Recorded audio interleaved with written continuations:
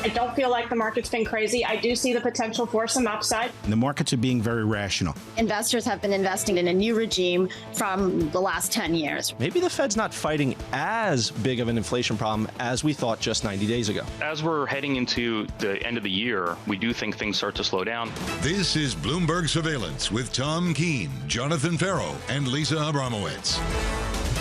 Stay in bed. The week begins tomorrow. Live from New York City this morning. Good morning for our audience worldwide.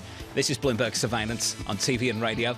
Alongside Tom Keene and Lisa Abramowicz, I'm Jonathan Ferro. Equity futures just about turning positive on the S&P 500.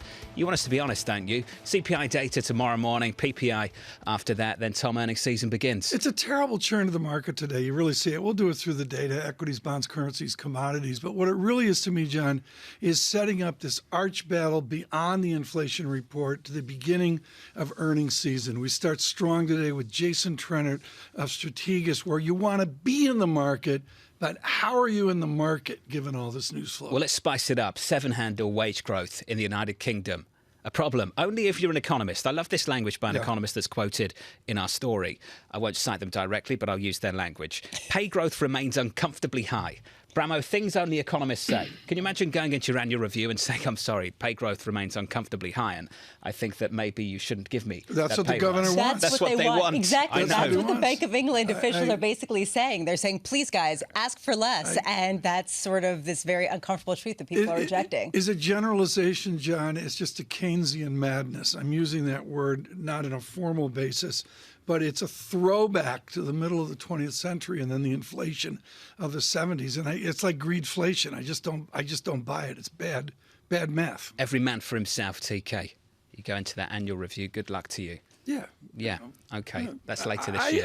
But 7%, that's a big number. It is a big number for the Bank of England, who maybe are going to hike 50 basis points once again, Bramo. We thought this was over a couple of months ago. Peak rates.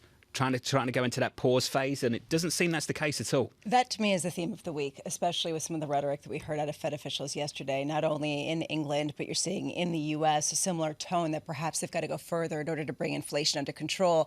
Question in the U.S. of whether inflation is starting to roll over more significantly and whether it's sustainably so. In the U.K., it's another story, and that's the difficulty at a time when they are seeing some sort of hit to the economic growth. You know, what I'm going to do is look at the bond market. I think, equity people, I think Jason Trennert will agree with me, is you've got to right now holistically look at the dynamics, John, of the bond market, of spreads, of the real yield. And even on a boring Tuesday, you've got to really parse that and say, yields have come in over the last 3 days. Elisa's going to make this less boring in just a moment. I'm going to whip through the price action for you. Just quickly, briefly, on the S&P 500, we are positive by 0.1% on the S&P. At the front end of the yield curve, I've got the 2-year yield down for a third straight session. We are down by 3 basis points on a 2-year. On a 10-year, down around about 4 basis points. Lisa, that yield on a 10-year maturity in the Treasury market, 395.21. I'm laughing because I'm thinking you can write in and say, do you want more honesty? Do you want less honesty? Please deliver your input. What we're watching today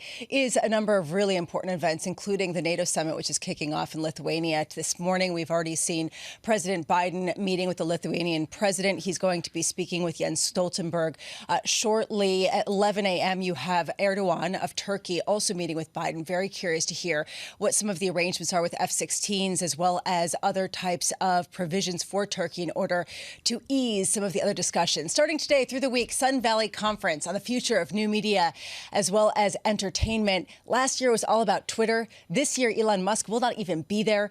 Meta platforms very much in the center with the Threads advent. We have seen Meta shares up 144% just this year. And then later on today, what we are looking at is Amazon Prime Day, which no one cares about, essentially. No one's talked about it, which is interesting, right? To me, this used to be a major false advertising holiday that we used to knock down. What was false? Well, it's just the sort of like drumming up confidence, drumming up enthusiasm for this. And now what you're seeing is a whole host of competitors of Amazon trying to get in on that, having sale days, not relying on it as much. You're seeing a slowdown in terms of the gains. Very scientific. Can I just say the pile of boxes at my walk-up, it just gets bigger and bigger and bigger. I mean, I just the actual unit growth of Amazon, I don't see any end in sight. Deals for you. Got 40% off some golf clubs if you want them, Tom. 20%. Prime Day? Yeah. And I've never done do you know Prime Day. One of the best deals from Wirecutter of the New York Times. What is it? Roomba. What's that? The sort of personal vacuum cleaner that just goes by itself. Oh, Yeah. right. I was very excited. Jason about that. Trenner once called me up and he says, Tom, Amazon Prime. Up to 50% off an iRobot. Is that? Yeah, is that's that exactly it. Yeah. It's I an was kind of iRobot. excited about that. Oh, iRobot yeah. is very exciting. Roomba vacuums. Bravo, Mum. Okay, cool. Look forward Great. to that a little bit later. Jason Tredick joins us now, Chairman of Strategic Research Partners. Jason, wonderful to catch up with you. Let's talk about the week ahead. Inflation data tomorrow, bank earnings on Friday. If you had to pick one right now, what would you want to see immediately? I think you'd want to see lower inflation data, and I think there's a good chance you're going to get it. This is the easiest comparison for CPI probably of the year because you peaked in July of last year, and so this is a good one. This is hopefully we get a good one because if we don't, the comparisons are going to get tougher from here. Banks, the thing I would say, Jonathan, is that the expectations are relatively low already, and so I think there's a decent chance the banks are going to beat those lowered expectations. But to me, the CPI number is a bigger, looms larger over the market this week. Jason, you were doing quality before quality was in, and the basic theme of Jason Trenner has been you got to be in the market. You can't go in and out. You got to participate. But you've always got to participate with quality. Where is the Trenner quality right now? Well, and I would say, Tom, as you know, there are times that worked out better than others. So it worked well last year, but it hasn't worked particularly well this year, in my opinion, just given the valuations of the market. But I feel very strongly about that now because I just don't think the valuations of the overall market are particularly compelling. I think the risk reward is actually quite poor given our expectations for the economy and for earnings over the next year. Market's really trading, depending on the numbers you're looking at, but it's certainly trading at 20 times trailing, and it's somewhere between 19 and 20 on forward earnings, depending on the earnings that you're using. I think that the earnings expectations for 2024 in my opinion, are much too high at up about 12%. So how much cash do you have? I can't believe I'm having this conversation. Or is there a Trenner cash hoard? Yeah, we have a balanced portfolio, or we have a model portfolio, and we have 6% cash right now, which is at the upper end of our range. I think it makes some sense, again, given where the valuations are. We started this program, Jason, talking about how it's a sleepy summer and people are taking a break. Not a lot is going on. How are you resetting at a time of perhaps a pause, a little bit less dramatic volatility in terms of bond yields, in terms of stocks, to shift your allocations? Well, listen, I think that in the end, I think that stock prices are largely about interest rates and earnings. And I think people should just take a step back. There's obviously been some performance chasing, I would say, at the end of the first quarter, particularly as it relates to AI. I understand that. I wouldn't stand in front of that. By the same token, though, I would kind of take a step back and really start taking a look at 2024 earnings for the market as a whole. So when the earnings season starts here, I would be paying very close attention to what the guidance is going to be, because the sell side has not really taken their numbers down. Earnings expectations for 2024 are down about 3 or 4% year to date, but the market's up 15. And now you have a situation where 10-year Treasury yields are piercing through 4%, more or less. And that's just not consistent. Multiple expansion is not consistent with those sets of facts. And it seems to me there'll be some comeuppance if we continue on this path. Over the past week or so, there was a new paper out by a Fed economist who said that a lot of the gains, about 40% of them in stocks over the past couple of decades, has just been a mechanical explanation based on what we've seen from rates, based on what we've seen from companies able to take those low rates and just put it into higher profits. Do you think, as this Fed researcher thought, that going forward, there is going to be a mechanically lower rate of return from equities just generally? Is that kind of how you're arranging some of your portfolios for the longer term? Now, I didn't read the paper, but I am very much sympathetic to the concept that it's going to be difficult to reprise the certainly quantitative easing and almost negative real rates for 12 years. So as a result, the forward returns one would have to think are going to need to be lower. I am of the view that quantitative easing for 12 years was an enormous policy error that we're going to have to deal with for a long time. It means that you're probably going to have higher interest rates and higher long-term inflation for a very long period of time, and that puts pressure on multiples. It also makes it harder for companies to buy back their own stock. It also makes it harder for private equity firms to be as involved as they've been. So there's a perfect storm in a way in which, as I said before, if stock prices are largely a function of earnings and interest rates, if you peg interest rates at negative real rates for 12 years, it's not surprising that you've had an enormous expansion in multiples and in the market itself. Jason, if people got lucky and they bought Trinity Quality, and let's say it's in tech and maybe they own some of the 7 stocks, should they sell them? I just wouldn't be adding a lot from here, and I try to tell you, what I'm doing myself. I always think with strategists, you should always ask them what they're doing with their own money because it cuts through a lot of the nonsense. And I'll be very candid. I haven't sold a lot, but I also haven't added a lot, certainly from the start of this year. Now that might have been, that's been my mistake. Market's up, S&P's up 15%. But again, I have a longer term time horizon than perhaps a professional money manager might with my own money. A professional money manager obviously has to also worry about staying employed. And so that's a whole other dynamic that comes into play. But for those with longer term time horizons, I certainly would be careful about chasing performance. And I would also take a really hard look at the valuations, what you're paying, what the risk reward looks like for the companies that you're buying. There's still, believe it or not, about 40% of the companies in the Russell 2000 that have not had a profit in the last 12 months. Now, that's sustainable when interest rates are negative in real terms. It is not sustainable when rates are going to be positive in real terms. And we could debate whether they're positive in real terms now. I don't think so, but we're getting there. We're going to get there. And that just changes. I think that changes everything.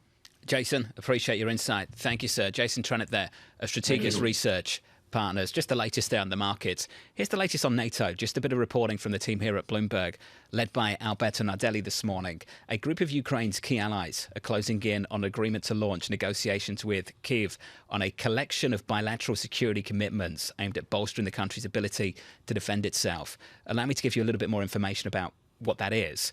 The US and other participating nations would each work with Ukraine on specific long-term security commitments, Tom, through the provision of modern military equipment across air, land and sea, prioritizing air defense systems. I think for people just diving into this, there's the Ukraine-specific, what are we going to do as allies? And Mr. Stoltenberg, who I believe we're going to hear from, will mention that. But, John, I'm going to take the polarity here of what's going on in the Baltic Sea with Finland in NATO, Sweden on the cusp of being in NATO. I can't believe I'm saying that. That's so foreign to anything I was ever educated on. And then I'd swing it all the way down to the southern front and Mr. Erdogan's unique pressures with Turkey. That reporting this morning, according to people familiar with the plans. We are waiting some comments from the President of the United States alongside the NATO Secretary General. Those comments, we're told, are imminent. Let's get to AMH on the ground over in Lithuania. AMH, give us the latest on the reporting here at Bloomberg. Well, I think what we really want to hear is from President Biden on what he has to say regarding what happened overnight. Within the last 24 hours, we have a completely different outlook on what we are going to be able to see coming out of this NATO meeting. And that is that Turkey is really paving the way for Sweden to be the next member of NATO. It was going to be these two Nordic countries, but really on a dual track. But Finland was able to make that ascension first. And now it does look like Sweden will also be able to do that.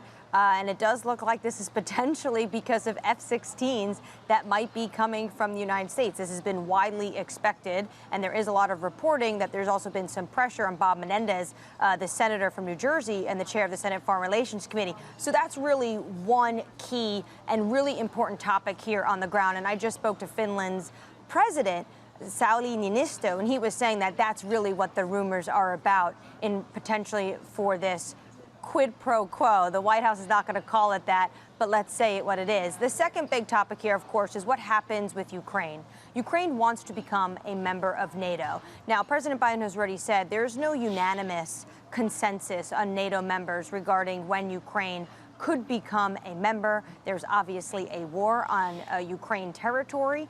They would want to become a member right when the war, they say, ends. There's obvious concerns about a frozen conflict, though. So what you're trying to see here and what leaders are going to be talking about is what is the path forward in terms of their dialogue with the NATO alliance, as well as some of the security commitments Ukraine wants to see from the NATO alliance. And just like Zelensky made this push for more support at the G7 in Japan, he is going to be here as well at the NATO summit tomorrow. Anne-Marie, one outstanding issue is the provision of cluster munitions. What are you hearing on the ground there about who's pushing back, who's supporting it?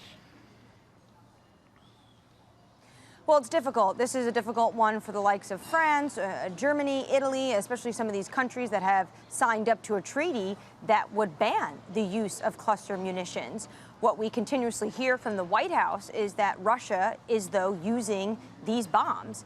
And the dud rate or the failed rate on these bombs is much higher in Russia than the U.S. says they would send. AMH, thanks for that. You can see on the pictures right now the NATO Secretary General, Jens Stoltenberg, speaking alongside the President of the United States. Let's take a listen. Also send a clear message to Ukraine that we stand by them as long as needed, and also that we agree on united and positive message on the path forward for Ukraine and membership for Ukraine. United and positive message on the path forward for Ukraine and membership for Ukraine. Another major message from this summit will be that we need to invest more in our defense. And we will agree a new defense investment pledge, where we state clearly that 2% of GDP for defense is a minimum. The good news is that European allies and Canada are stepping up. This year we have new numbers showing that they have added 8.3% in real terms for their defense budgets. This is record high. And that demonstrates that allies are delivering on their commitments. So once again, Mr. President, it's great to have you here at the NATO summit. It's good to be here, and thank you. Continue to deliver. As I've made no mistake, the press is not at all surprised. I've been touting the fact that I think it's really important at this critical moment in Ukraine, in the whole NATO issue, that you continue to lead NATO. You're trusted. No one knows the situation that we're facing better than you do. And this historic moment, the adding of Finland and Sweden to NATO is consequential, and your leadership really matters. And we agree on the language that we proposed, that you proposed, relative to the future of Ukraine being able to join NATO. And we're looking for continued united NATO. They've heard me say, my American president heard me say many times, I still think that President Putin thinks the way he succeeds is to break NATO. I'm not going to do that, especially with you as leader. So thank you for willing to do it. Thank you so much. Thank you. Thank you. Thank you all. Mr. President, what is your role in getting Turkey to agree, Mr. President? The President of the United States alongside the NATO Secretary General. Some brief comments there. In around about 42 minutes' time, the President of the United States attending the meeting of the North Atlantic Council. A little bit later on, this morning. So at about 11 Eastern time, you'll see the President of the United States at a bilateral meeting with Turkey's president, the provision of some F-16s, a key focus for many of you. I know, TK, so that's the latest this morning. And some bargaining going on there. You've got to believe that we'll give you F-16s if you will, da-da-da-da-da-da. It seems to be the nudge, nudge, wink, wink in the last 24 hours. I like that. Nudge, nudge, wink, wink. There's a lot of nudge, nudge, wink, wink going on. Right now, your brief of the morning on what we see in Lithuania. Julie Norman joins us, co-director of the UCL Center on U.S. Politics. Julie, I want to go back to an essay that Condoleezza Rice and Robert Gates wrote in the Washington Post 6 months ago.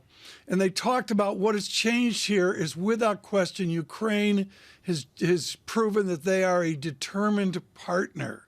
Are they already now part of NATO, even though they await admittance? Well, Tom, that's certainly going to be the big question for NATO this next 2 days, and figuring out what is the next steps for Ukraine. We just heard in the statement from the president and from NATO that there is a general support for Ukraine membership. But what that actually looks like and what its timeline looks like is still very much being debated within NATO. And as you referred to, there's been some indications that Ukraine is stepping up and meeting some of the military requirements that are sometimes expected, but Biden and others have still have reservations about their political and some of those pathways forward. But the big question is just, how can you move forward with this during a war? And so for Biden, for Germany, for some of the other actors, there's a sense of not pushing this timeline up while this conflict is still ongoing. It feels like NATO members are flirting with how much support they can provide Ukraine without creating an escalation to the war, without creating a sort of an inadvertent inclusion of NATO members in the conflict with Russia. Where is that line, Julie? Well, it's something that has been debated throughout, and we're never sure exactly what's going to be a red line for Putin. And I would say the Biden administration has really been trying to ensure that this conflict does not become a World War III, does not escalate further. Where this ties in with the NATO membership, though, is NATO obviously has the clause that an attack against one is attack against all. So essentially, the idea is that if Ukraine was brought into NATO officially, while this conflict is still raging, would that then commit the U.S. and the rest of NATO to being directly involved in a way that most are not quite ready to be? So that's where that tension stands. At the same time, if you say, OK, we'll do this right after the war ends, in some ways that just gives further incentive for Putin to continue the war indefinitely. The war has been going on for about 18 months. We're coming up against that unfortunate benchmark. A year ago, Julie, at the NATO meeting, people seemed to be very united. There was a commitment to support Ukraine. There is a very different tone at this NATO meeting. How much is this issue polarizing and dividing some NATO members that had had an unusual degree of unanimity last year? Yeah, I would say, NATO is going to try and come out of this summit with an equal sense of cohesion, of unity, and they really see that as a crucial message to send to Putin, if no one else. I would say there's definitely differences, but overall, most countries are still very committed to supporting Ukraine. It's what exactly that support looks like. Differences on what kinds of weapons are being sent, when they are being sent, this question of membership. But in general, this idea of supporting Ukraine is one that most NATO states are still pretty strongly behind.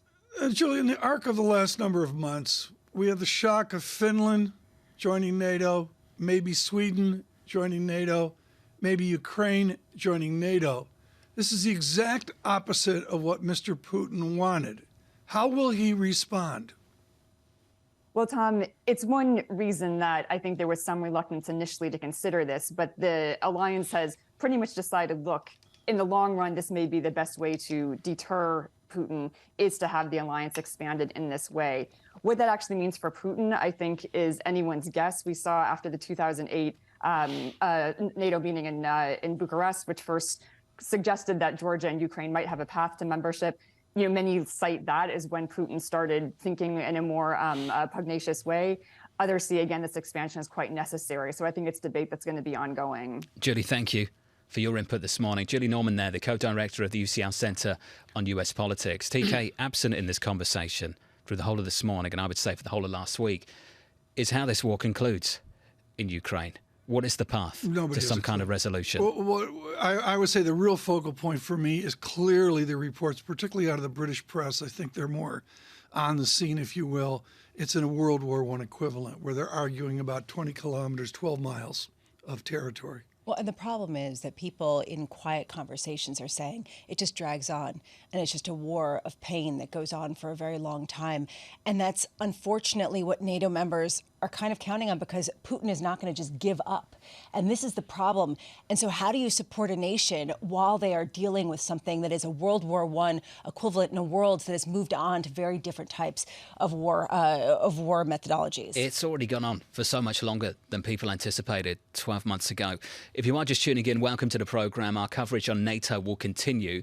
That summit, of course, taking place in Lithuania this morning. On the ground, Maria Tadeo and Anne-Marie will catch up with them through this morning. David Page of Extra Investment Managers coming up very, very shortly. We need to reset and look ahead to the data this week, CPI, PPI, all that inflation stuff. Then on to earnings, JP Morgan, Wells Fargo, Citi.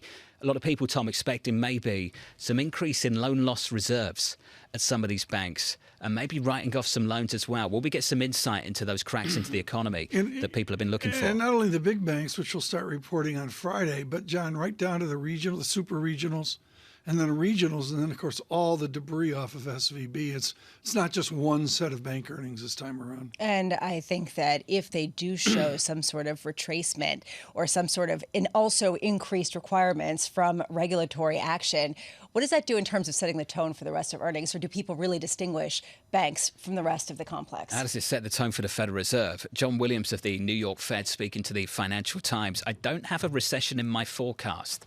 I have pretty slow growth. The more these guys talk at the moment, the more revealing that splintering on the committee, Tom, is becoming. Yes, absolutely. And do we have 6 Fed speakers today? I think so. Bramo knows off by heart. What have we got, Bramo? Actually, I haven't seen it as much as yesterday. Yesterday was really the bonanza. Yesterday was it? Yeah, that was it. They're all recovering from a home run derby.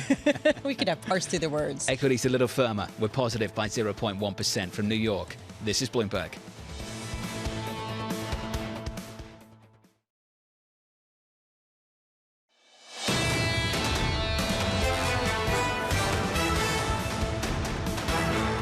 Equities a touch positive this morning, up 0.1% on the S&P 500.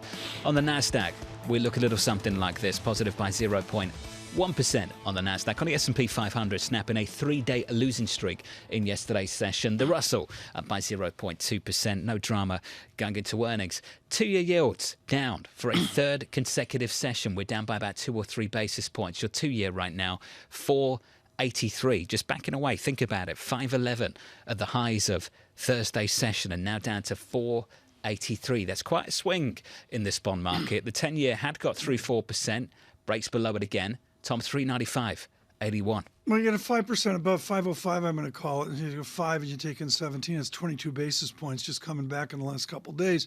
But to me, it's just sort of an ebbing before that key inflation report tomorrow. I don't want to make too much of it right now. The 10-year real yield, 1.71%, back about 9 basis points. Elisa's favourite currency pair coming up. The euro against the dollar. Reclaiming 110, Bramo. There's a move for you. This is 4 consecutive days of euro strength. Longest streak going back to the middle of June. And it's come on the heels of some persistent dollar weakness. I mean, it's been notable this week, which is interesting, given the fact that, yes, it has come in tandem with lower front-end yields just a touch over the past few sessions, but people are increasing their expectations for rate hikes. So this is the question. Fed speakers could have more hawkish tone, but the market isn't buying it over the longer term. They're not believing what the Fed is saying consistently, which is creating a little bit of an issue. We were going to talk about a Federal Reserve and a bunch of Fed speakers, but I do think we have to move on. So let's do that and move on to what's developing in the UK.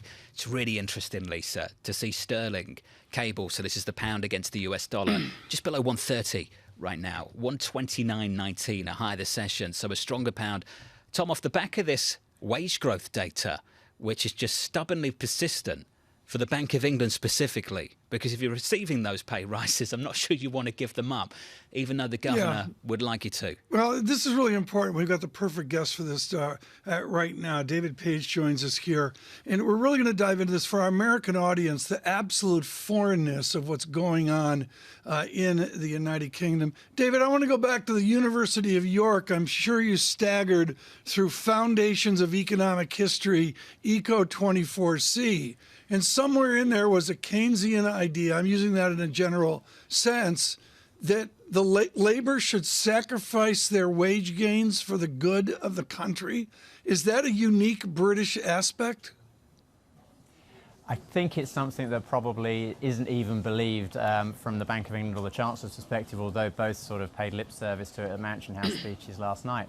But I think, what it does suggest is that we're getting a background here where, potentially the government is faced with the prospect of what it's going to set for public sector pay. There is a belief that it's going to ignore the recommendations of the public sector pay body review and actually advocate something that's a little bit lower. So I think when they're advocating wage restraint, what they're doing is setting the backdrop for perhaps enforcing that restraint on the public sector. What we're not seeing from the UK at the moment is any signs of that restraint. There's a slight softening come through in the monthly numbers, but they're still too high for the Bank of England for now. Lisa, it's 2023. It feels like a conversation from, I'm guessing off the top of my head, 1974. Yeah. Absolutely bizarre. Or perhaps the Marie Antoinette times of let them eat cake. I mean, there's a question on it. I mean, honestly, no one's really going to say, like? Okay, I'm going to end up.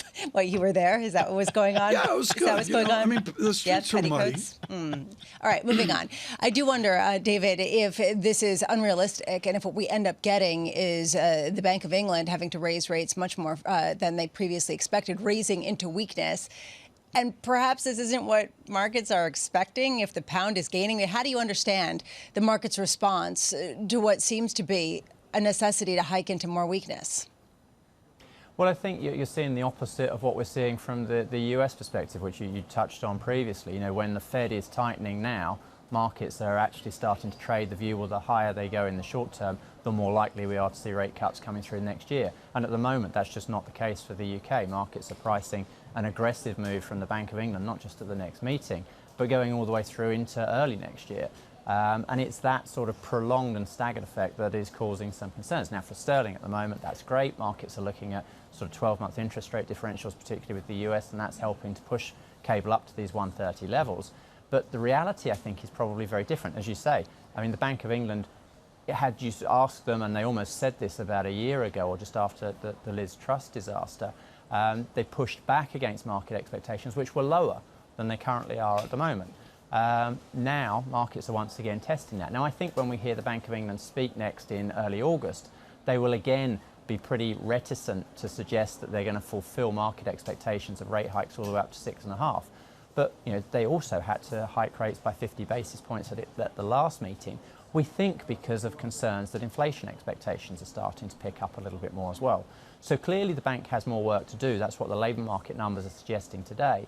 But I think the concerns that inflation expectations could be coming unanchored and could therefore lead to persistent inflation in the UK is something that markets are sees the Bank of England have to raise rates for quite a considerable period of time. Every economist who's come on this show has said, David, that the UK is unique, that the situation with inflation is very different from the one in the United States, where you are seeing disinflation come through in different sectors. How different is it at a time when wage growth is surprising to the upside in the US as well? I would say not that different. I mean, the idiosyncrasies for the UK are obviously some of the things that have happened to labour supply, and particularly some uncertainties around immigration post-Brexit. There's also the sort of concerns around inactivity, given the difficulties with the NHS, which eased a little bit in the very latest month, but still is leading to quite a lot of inactivity. So there are some, idiosyncratic supply-side issues. But fundamentally, you've got a labour market that still looks too tight, even if there are some nascent signs that it's moving in the right direction, and that's creating wage growth. Now, of course, there are lags in the system, and for the Bank of England's perspective, those lags are probably extended relative to when they could last remember a tightening cycle, and that's reflected the sort of different composition of mortgage rates. So that complicates issues, but fundamentally, what we have is an economy that's been impacted by supply shocks, has then got a superheated labour market, more because of supply shocks than demand, but the Bank of England doesn't have the luxury of being able to distinguish, and therefore that's causing a risk of persistent inflation. That's the story that Jay Powell has been talking about for the last 12 months. It's the situation that the UK faces, but the timing is slightly different. David, the mortgage market in the UK is so different relative to what we experience here in the United States. In the US, you have this beautiful option when rates are super low. You can lock them in for 30 years. struggle to do that in the United Kingdom, David. Some of those mortgages are going to be up for remortgaging. And, David, I just wonder from your perspective, where in the time horizon that really starts to bite for people who have mortgages and ultimately, more broadly, for the UK economy. So a number of factors there. I mean, I think it'll start to show up by the end of the year, and I think it'll be increasingly a story going further forwards as we go throughout 2023, and actually it'll take, into throughout 2024 and then into 2025 as well for the full gambit to have remortgaged. Now, at the same time, mortgage holders are becoming less an important part of the economy. There are fewer homeowners, fewer of those homeowners actually own mortgages, so that maybe mitigates some of the effect. But there's also a big buy-to-let market in the UK now. So what's unclear is how much of these increases are going to feed through private landlords into increasing rents. So actually you might see increases coming through in rents over and above what would have been expected beforehand. So what it means for the bank is, yeah, it's always been a very different market in terms of how it's coming through, certainly compared to the US. But for the Bank of England, it's also a very different market than they saw, say, before the GFC back in the sort of early 2000s. So this is some of the complication. They're having to gauge how much more the lags are, how much more extended the transmission mechanism is going to become, and therefore how much more they need to tighten before they start to see the effects of what's already gone through. Well, David, let's build on that a little bit more. Torsten Slok of Apollo put out a piece last week on just how rate-sensitive the US economy was. He asked the question, why is it taking the Fed so long to slow down the economy? He made several points. Here are three. High savings in the household sector. During the pandemic, high yield and investment-grade corporates extended the maturity of their loans. He made that point about US households have 30-year fixed mortgages. They're less sensitive to Fed hikes. Just how sensitive is the UK economy to what the Bank of England is doing? So more than the US, but less than it was. And I think some of those features that you refer to, and particularly the household saving issue, is also something that's come through here. We've also seen sort of different elements of fiscal stimulus. The pandemic created the fiscal stimulus that became the household excess savings on both sides of the Atlantic. More recently here, as we've seen very high energy prices particularly, the UK government chose to provide blanket fiscal stimulus to try and minimise some of the impacts of that high inflation itself on consumer spending rather than targeting it. So in some ways that fiscal stimulus offset some of the impact that was coming through from bank tightening. But I think that sort of level of buffer, both in the household sector and in the corporate sector, is also applicable, perhaps not to the same degree, but also applicable for the UK. David, if we assume there's various and sundry disinflations, whether it's America, the US, whatever, which is the most efficacious disinflation? How do you have a good disinflation?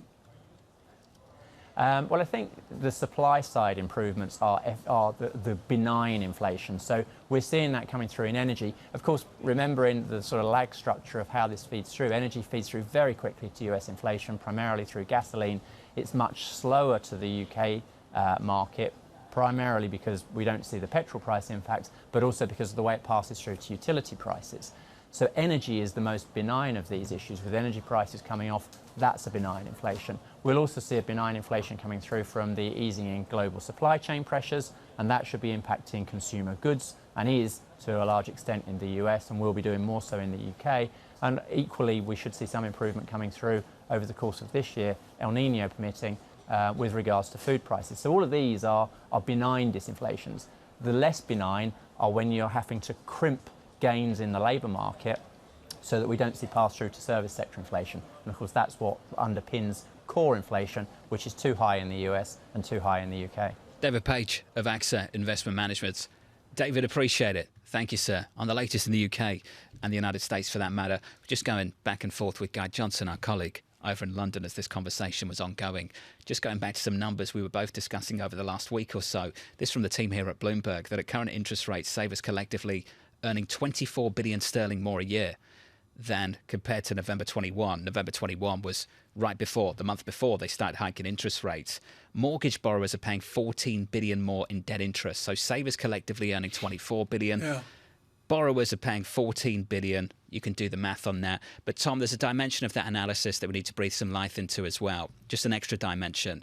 If you are a saver, you don't have that higher marginal propensity to spend in the same way someone that has a mortgage does. Yeah. So the translation into the UK economy, I don't think is as obvious. Yeah, I agree totally with the idea of a marginal propensity.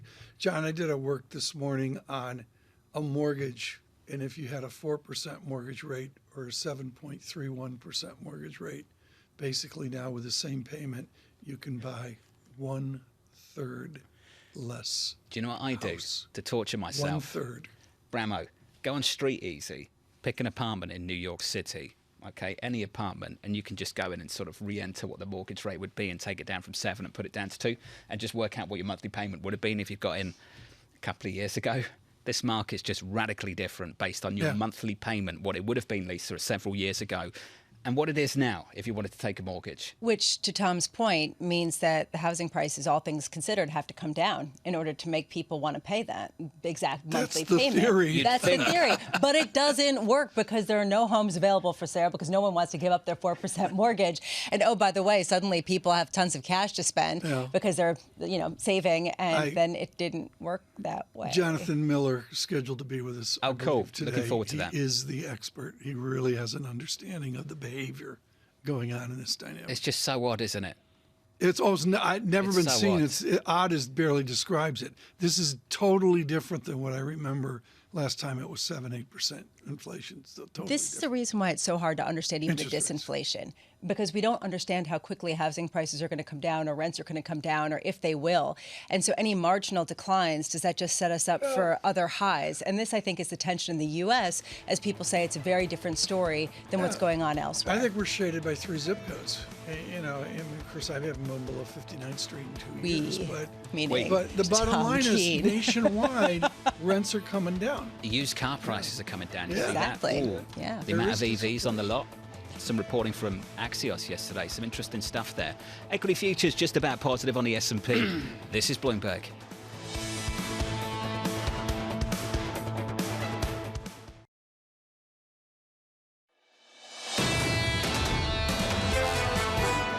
These changes would increase capital requirements overall, but I want to emphasize that they would principally raise capital requirements for the largest, most complex banks. We intend to consider comments carefully, and any changes would be implemented with appropriate phase-ins.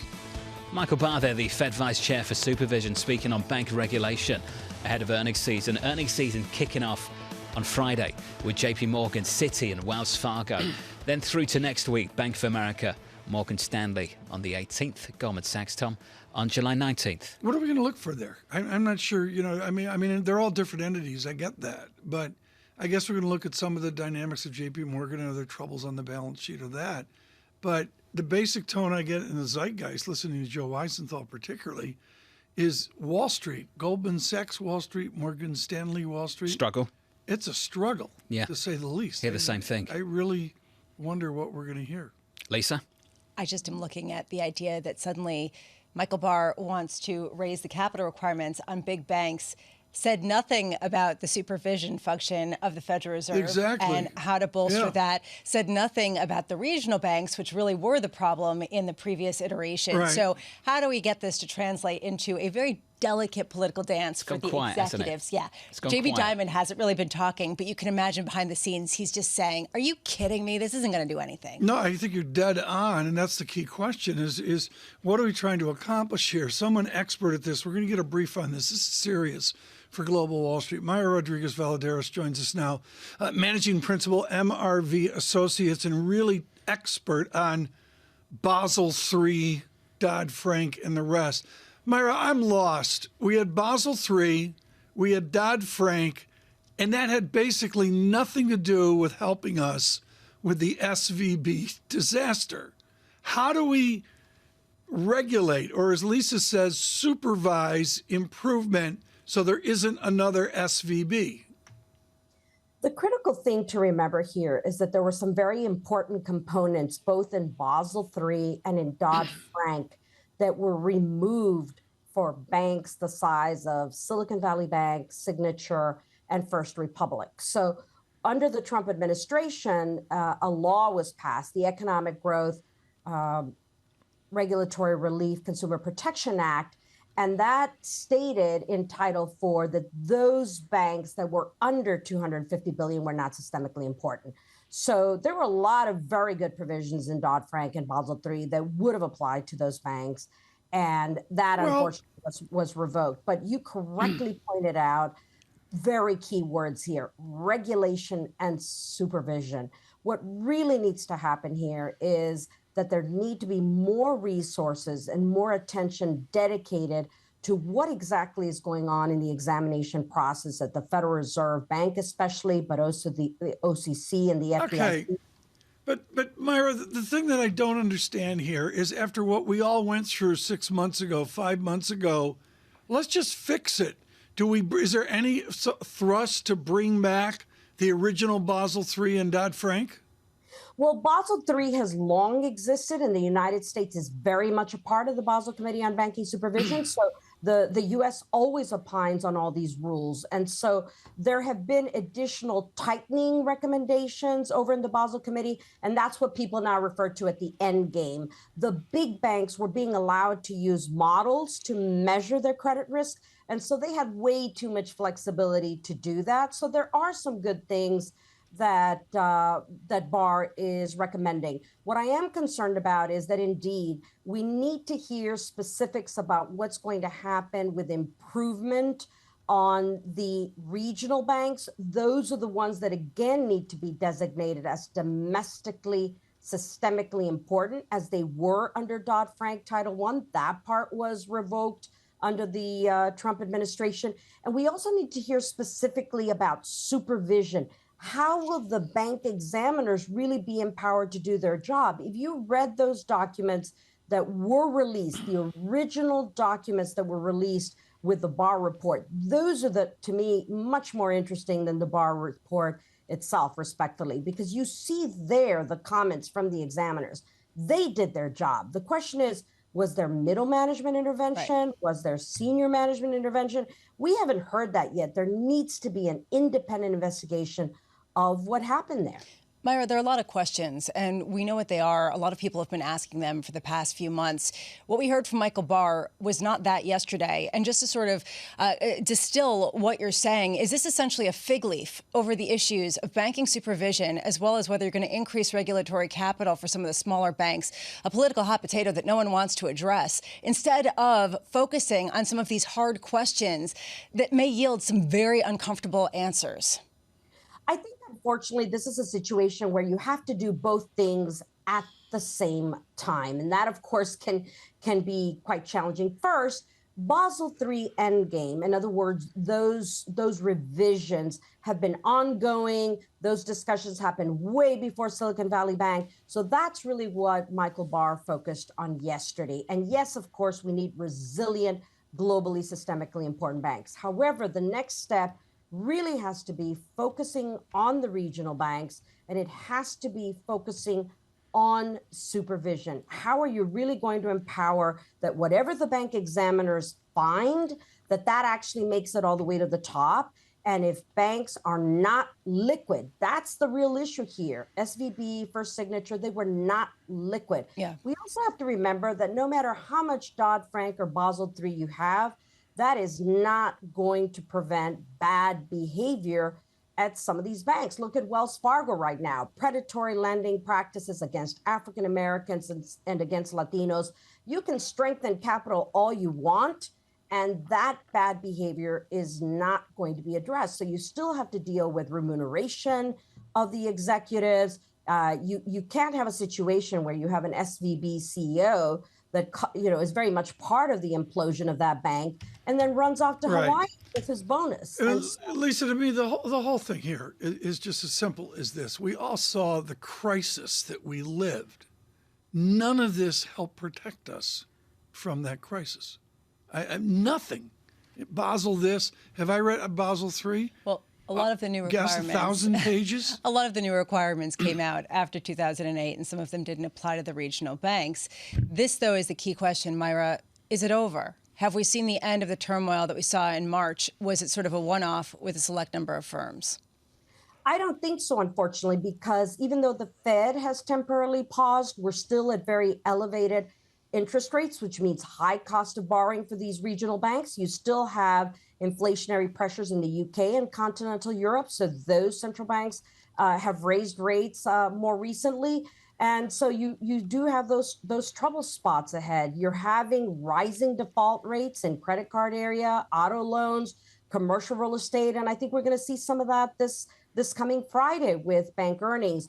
All the big banks, including JP Morgan, all raised their loan loss provisions last quarter. So they knew that there were these, troubling times ahead. And so I think, unfortunately, the regional banks are going to be the ones that will bear the brunt of rising defaults, especially in the commercial real estate area, because their portfolios allocated to commercial real estate percentage-wise are larger than a JP Morgan, a Bank of America. And those banks are much more diversified. Tom, you mentioned earlier Goldman Sachs and Morgan Stanley. We have to remember that those essentially are still primarily investment banks, securities firms. So they don't benefit from the business line diversity that JP Morgan and Bank of America have. They have asset management, they have the actual bank entities. So these rising default rates are going to impact everybody, but I think that you're going to see the volatility in the market, and that's going to hurt those banks that are less diversified than a JP Morgan. And so that, unfortunately, that means Goldman Sachs, Morgan Stanley, and then you have the regional banks that don't have the asset management, investment banking, et cetera, again, than those largest globally systemically important banks, including Citibank. Looking to see how that develops on Friday. Myra, we've got to leave it there. Myra Rodriguez Valladares there of MRV Associates on the latest with the banks. What are three things we've got to do today? Push ahead to bank earnings on Friday, push ahead to the economic data. That really kicks off tomorrow, and provide you some coverage of this NATO summit over in Lithuania as well. Over the next couple of hours, we'll catch up with Maria Tadeo and Bloomberg's AMH Anne-Marie just around the corner. We'll catch up with her in about 20 minutes' time. The president of Ukraine, Zelensky, out on Twitter in the last hour. I have to say, he doesn't sound too happy, TK, at all. It seems there is no readiness neither to invite Ukraine to NATO nor to make it a member of the alliance. Uncertainty is weakness, he says. It's complex, and the key complexity to me is Erdogan. The surprise of the last 48 hours is the Erdogan response to Sweden. That's coming up next in the next hour on Bloomberg TV and Radio. Up next on this programme as well, Phil Camporelli of JP Morgan Asset Management from New York. This is Bloomberg.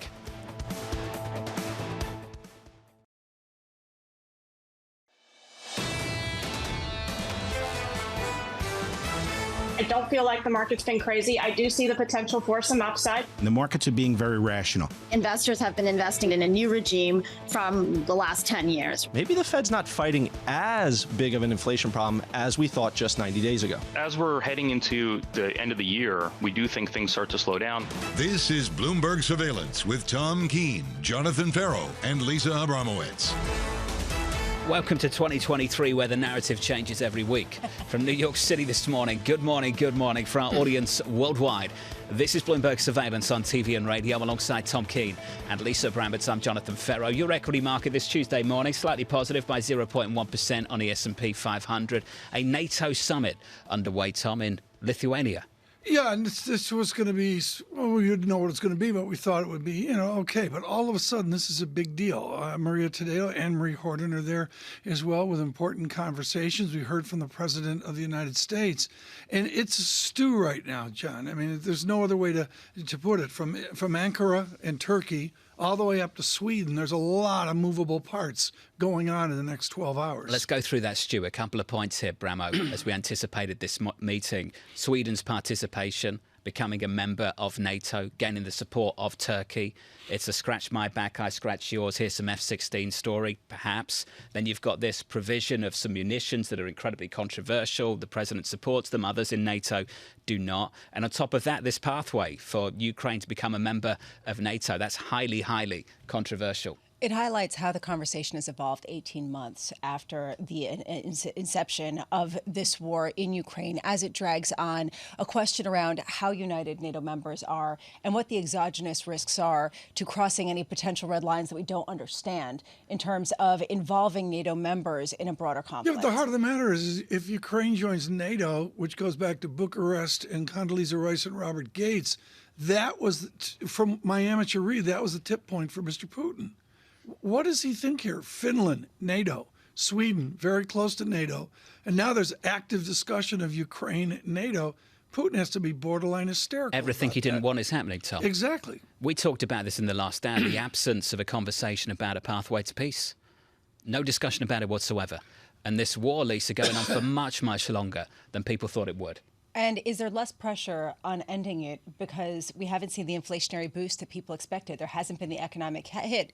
I was just reading a story about how stockpiles of natural gas in Europe are at the highest levels in a long time heading into winter. So this doesn't seem to be a problem. Does the lack of economic incentive reduce some of the pressure to draw an end to this in a way that seems very murky at a time of so much complexity and a rogue nation? In the blur of it, when my eyes glaze over, and they do, to be honest, what captures my attention is when they talk about Crimea. And I wonder how Zelensky will deal with Crimea. Back to 2014, people are talking about like almost a Cyprus annexation, a splitting, a separation within Crimea. I don't know. But Crimea is where I sit up and really pay attention. Bloomberg's Anne-Marie on the ground in Lithuania. We'll catch up with her in about 15 minutes' time. Look out for that. The broader price action slightly positive on the S&P 500, up by 0.1%.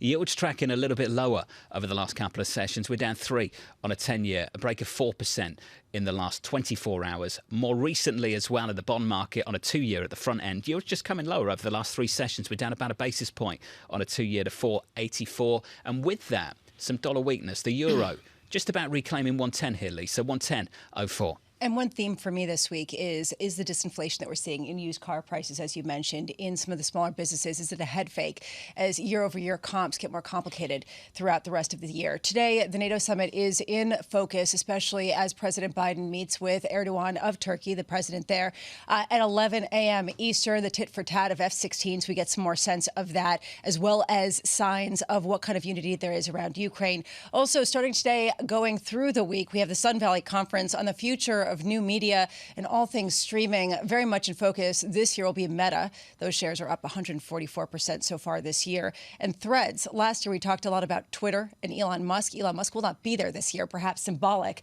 at a time when everyone's focused on Threads, which seems to be gaining traction at a pretty rapid I don't agree. level. I think I'm going to delete it. To me, it's a nuisance. I don't. Oh, you're get done it. with Threads. I'm Breaking done with news. Let's Threads, go. and Why are you done with Threads? It's just the linkage to Instagram.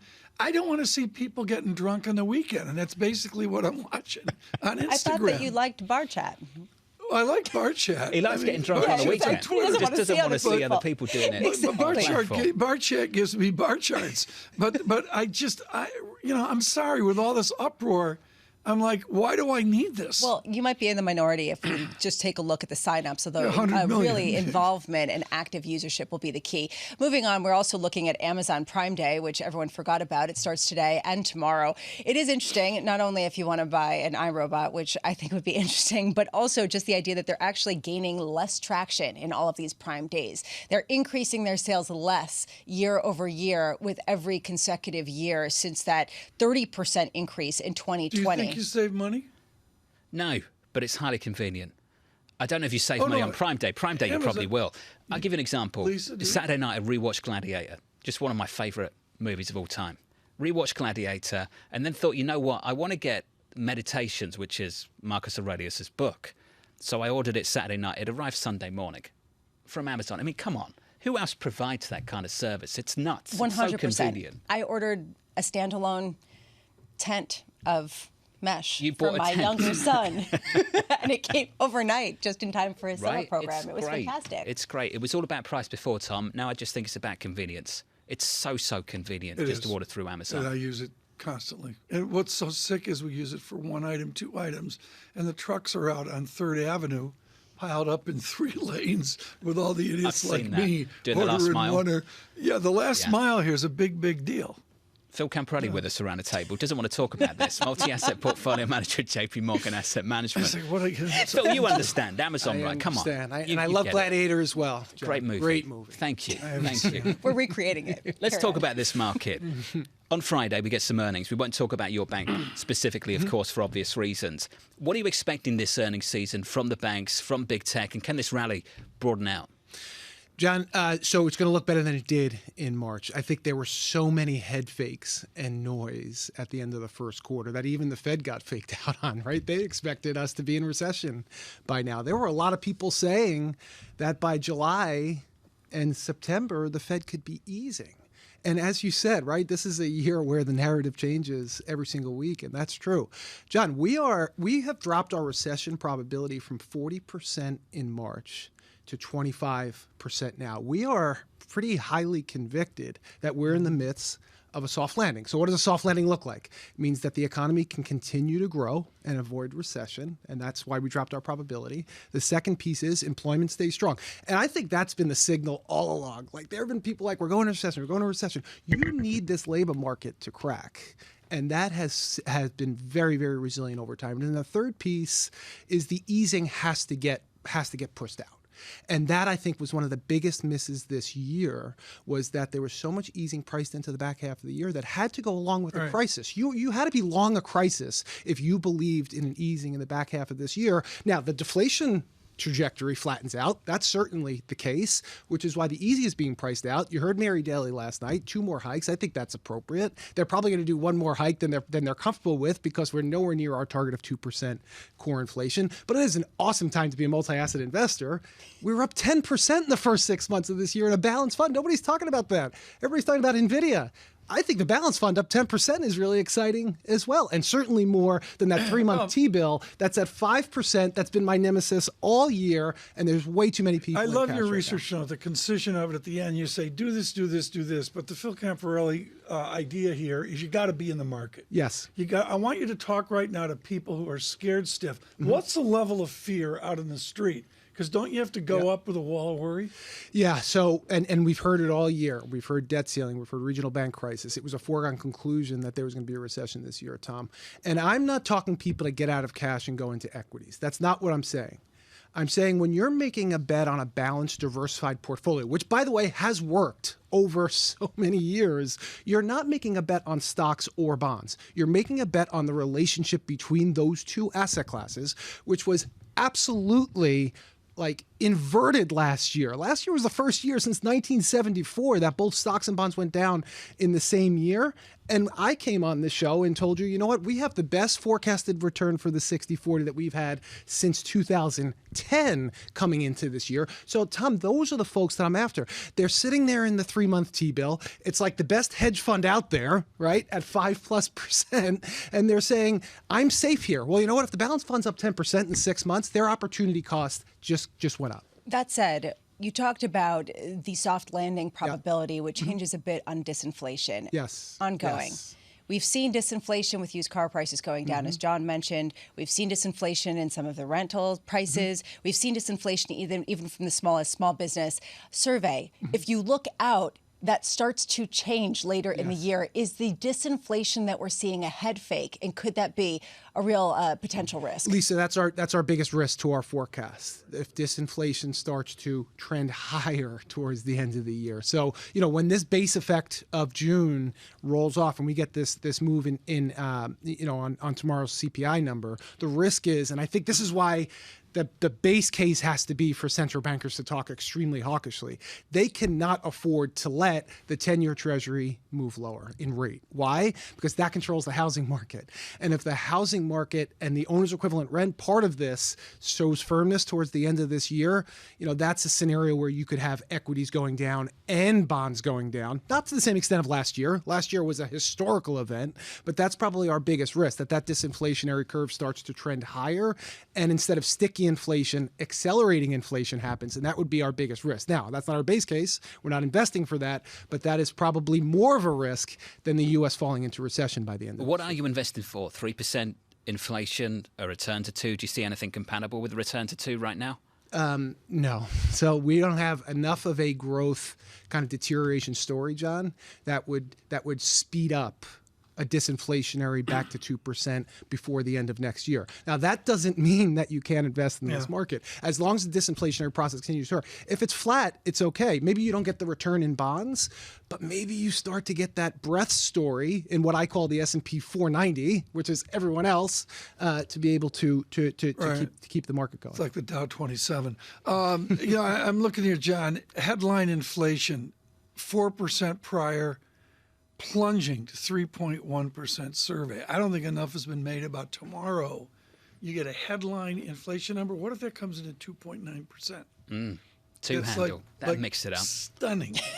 But they know that. They know that last June's number was 1.2%, and that's rolling off. So if you get a high 0.1 or a low 0.2, that's a base effect. That's not going to make them say, let's wave a victory flag on inflation. And I think that's the real signal. I'm trying to make this exciting, Bramo, going into tomorrow morning. We're doing a great job. We're working. Thanks. Phil Camporelli there, JP Morgan Asset Management. You can tell he's an asset manager excited about the returns of a balanced fund of 10% when NVIDIA's delivered 188. If you are just joining the program, welcome to the program. Equity futures right now positive by 0.15%.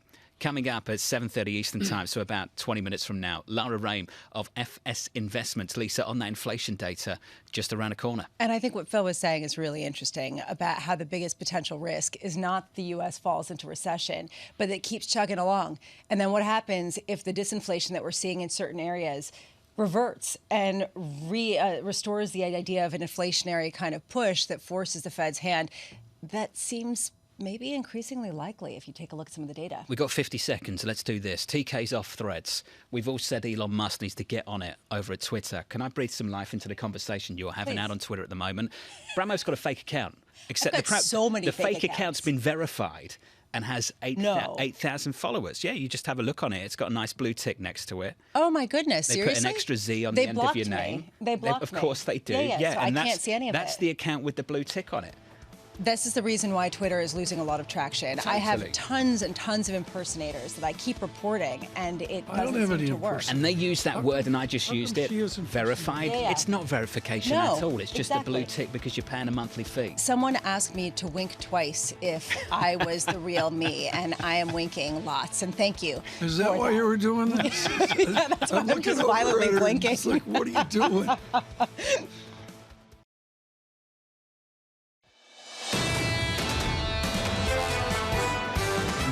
Adding of Finland and Sweden to NATO is consequential, and your leadership really matters.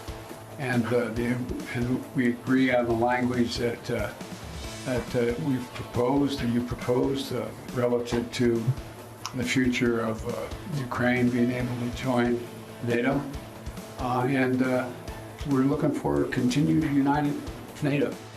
The President of the United States speaking at the NATO summit alongside the NATO Secretary General Jens Stoltenberg in the last hour.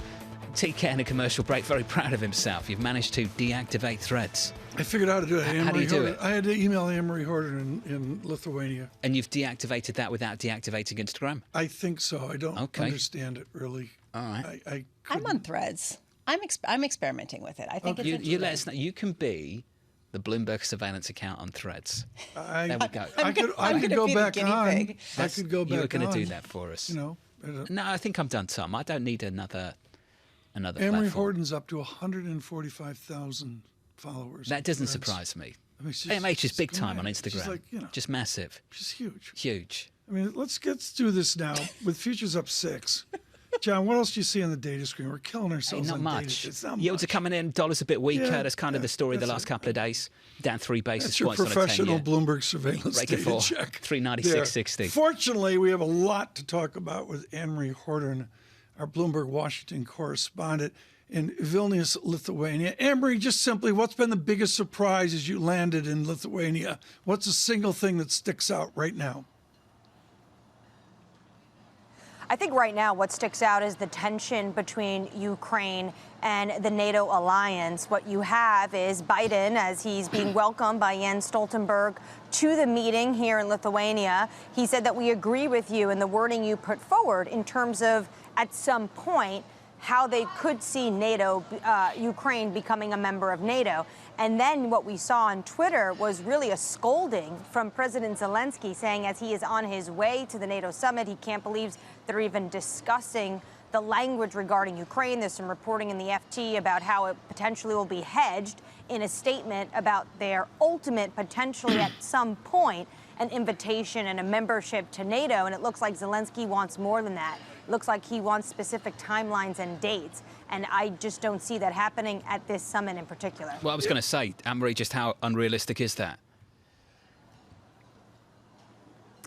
Well, the president has made it pretty clear, right? He was on CNN over the weekend. He said that he doesn't see that it's unanimous support just yet. He said that there needs to be more that has to be done within Ukraine, not just the fact that right now there's a war in a country, but also the fact when it comes to democratization. He says there needs to be more that needs to be done in Ukraine before they could see this ascension into the NATO alliance. Now, there's a lot of countries that have mixed feelings on this, and there's also a open letter to the president from a number of foreign policy experts and former U.S. officials who want to see a quick path of Ukraine to join NATO. And some of them say that when it comes to Article 5, one way they could potentially get around that Article 5 is that they would claim that the territory that Ukraine has right now would be the only territory that Article 5 would have to respect and go defend. So basically taking away the likes of Crimea and other areas and territory of Ukraine that Russia has illegally annexed. Anne-Marie, the former president turned up to NATO once and made a series of complaints. And a lot of those complaints resonated with many people, and many years later, they sound spot on. The contribution to military spending of some of these countries, some of these members of NATO, has it improved? As you look around the room right now, is it still just the United States doing the heavy lifting? I remember that NATO meeting very well because I was there, and the former President Trump caused quite a fluster when he was really demanding and potentially wanted to even break up the meeting until he got some serious commitments. By and large, it still remains that the U.S. is doing the bulk load when it comes to the military spending of this alliance. But it is fair to say, looking at some of the numbers, you've seen an uptick of some of these countries in terms of their military spending. I think two key things you want to take away from this meeting is that they want 2% to be the floor. So that needs to be the minimum that all these countries need to be spending, and they're really going to emphasize this at this meeting. But also, a lot of these countries at this NATO summit are going to come out either on collectively or single-handedly talking about what they want to provide in terms of military ammunition and support to Ukraine. So there's just the defense spending, but then there's also what military equipment do they have now that they are going to earmark and say, well, this is going to go for our support to Ukraine. A lot of people expected Volodymyr Zelensky and Ukraine to be the center of all discussions at the NATO summit this year. However, Turkey's Erdogan has sucked the oxygen out of the room, not only with some sort of tit-for-tat demands with respect to allowing Sweden into the NATO union, but also just in general, its desire to be part of the European Union. What are we looking for today with the summit between President Biden and Turkey's Erdogan? Well, I think what you're going to hear is Biden or Erdogan come out and say that the F-16 saga that has been going on for months, for years, is over, and they're likely going to get that delivery and shipment. I like how John called it a wink, wink, nod, nod. Everyone knows that this has been really the discussions behind the scenes, and there's been pressure of some key senators like Bob Menendez, of the chair of the Senate Foreign Relations Committee, to really make sure they can green light those F-16s. And then Erdogan, in turn, last night, green-lighted Sweden's path. What I think you saw when he was trying to link the European Union ascension of Turkey into the EU was his way of trying to extract any sort of concessions he can get as he has this power, because he knew everyone around him really wanted to make sure that they can claim victory at this NATO, that it wasn't just Finland that's now in the group and they're celebrating Finland's ascension as well, part of this summit, but that they finally were able to get Sweden. And really, beside Kaliningrad, they now have an absolute hold on the Baltic Sea. So this was really important for the NATO alliance and for the president. And what you saw Erdogan there, coming off an election, is just really using the support he has at home and just trying to extract as many concessions as he could. AMH, thank you. Looking forward to touching base with you again in about an hour from now. We'll do that with Maria Tadeo. Some fantastic notes on Wall Street in the last couple of days. I've enjoyed it, so thank you if you are listening. Thank you very much. This from Torsten Slot. We talk about Slot's research lots. This is what he has to say this morning. The flawed logic in the current market narrative. The market seems to be of the view that if inflation quickly returns to the Fed's 2% target, then everything will be fine. Stocks will continue to go up. Credit spreads will continue to narrow. There are some problems with this logic, he goes on to say.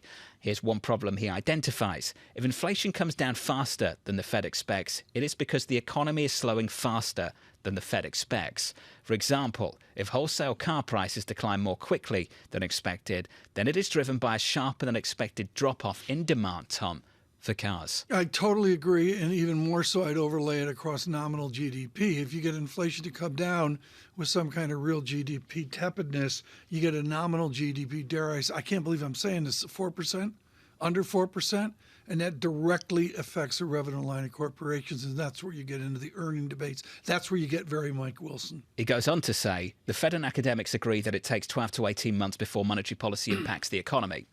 And this is true both when the Fed is raising rates and when they are cutting rates.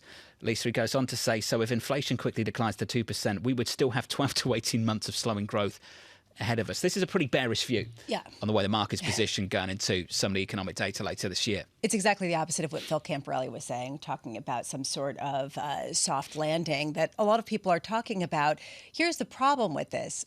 We're still in pandemic economics, according to Tom Keene, the great economist across my way.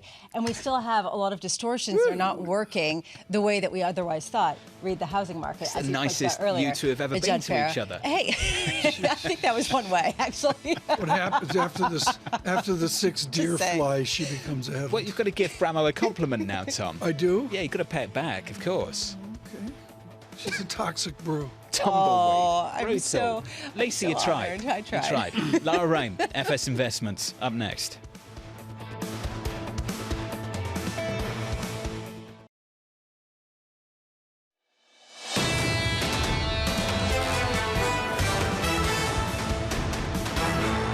Stocks picking up a little bit here on the S&P 500, on the Nasdaq as well. On the S&P positive by 0.2%, up by 0.25% on the Nasdaq. Look at us string together a couple of days of gains on the S&P 500. Continuing to read this note from Torsten Slok of Apollo. The lagged effects of the Fed hikes will continue to drag the economy down over the coming 12 to 18 months. That is why recession is more likely than a soft landing. I'm not saying Torsten has done this to counter New York Fed President John Williams. I'm just suggesting it does counter New York Fed President John Williams this morning, who said to the FT, I don't have a recession in my forecast.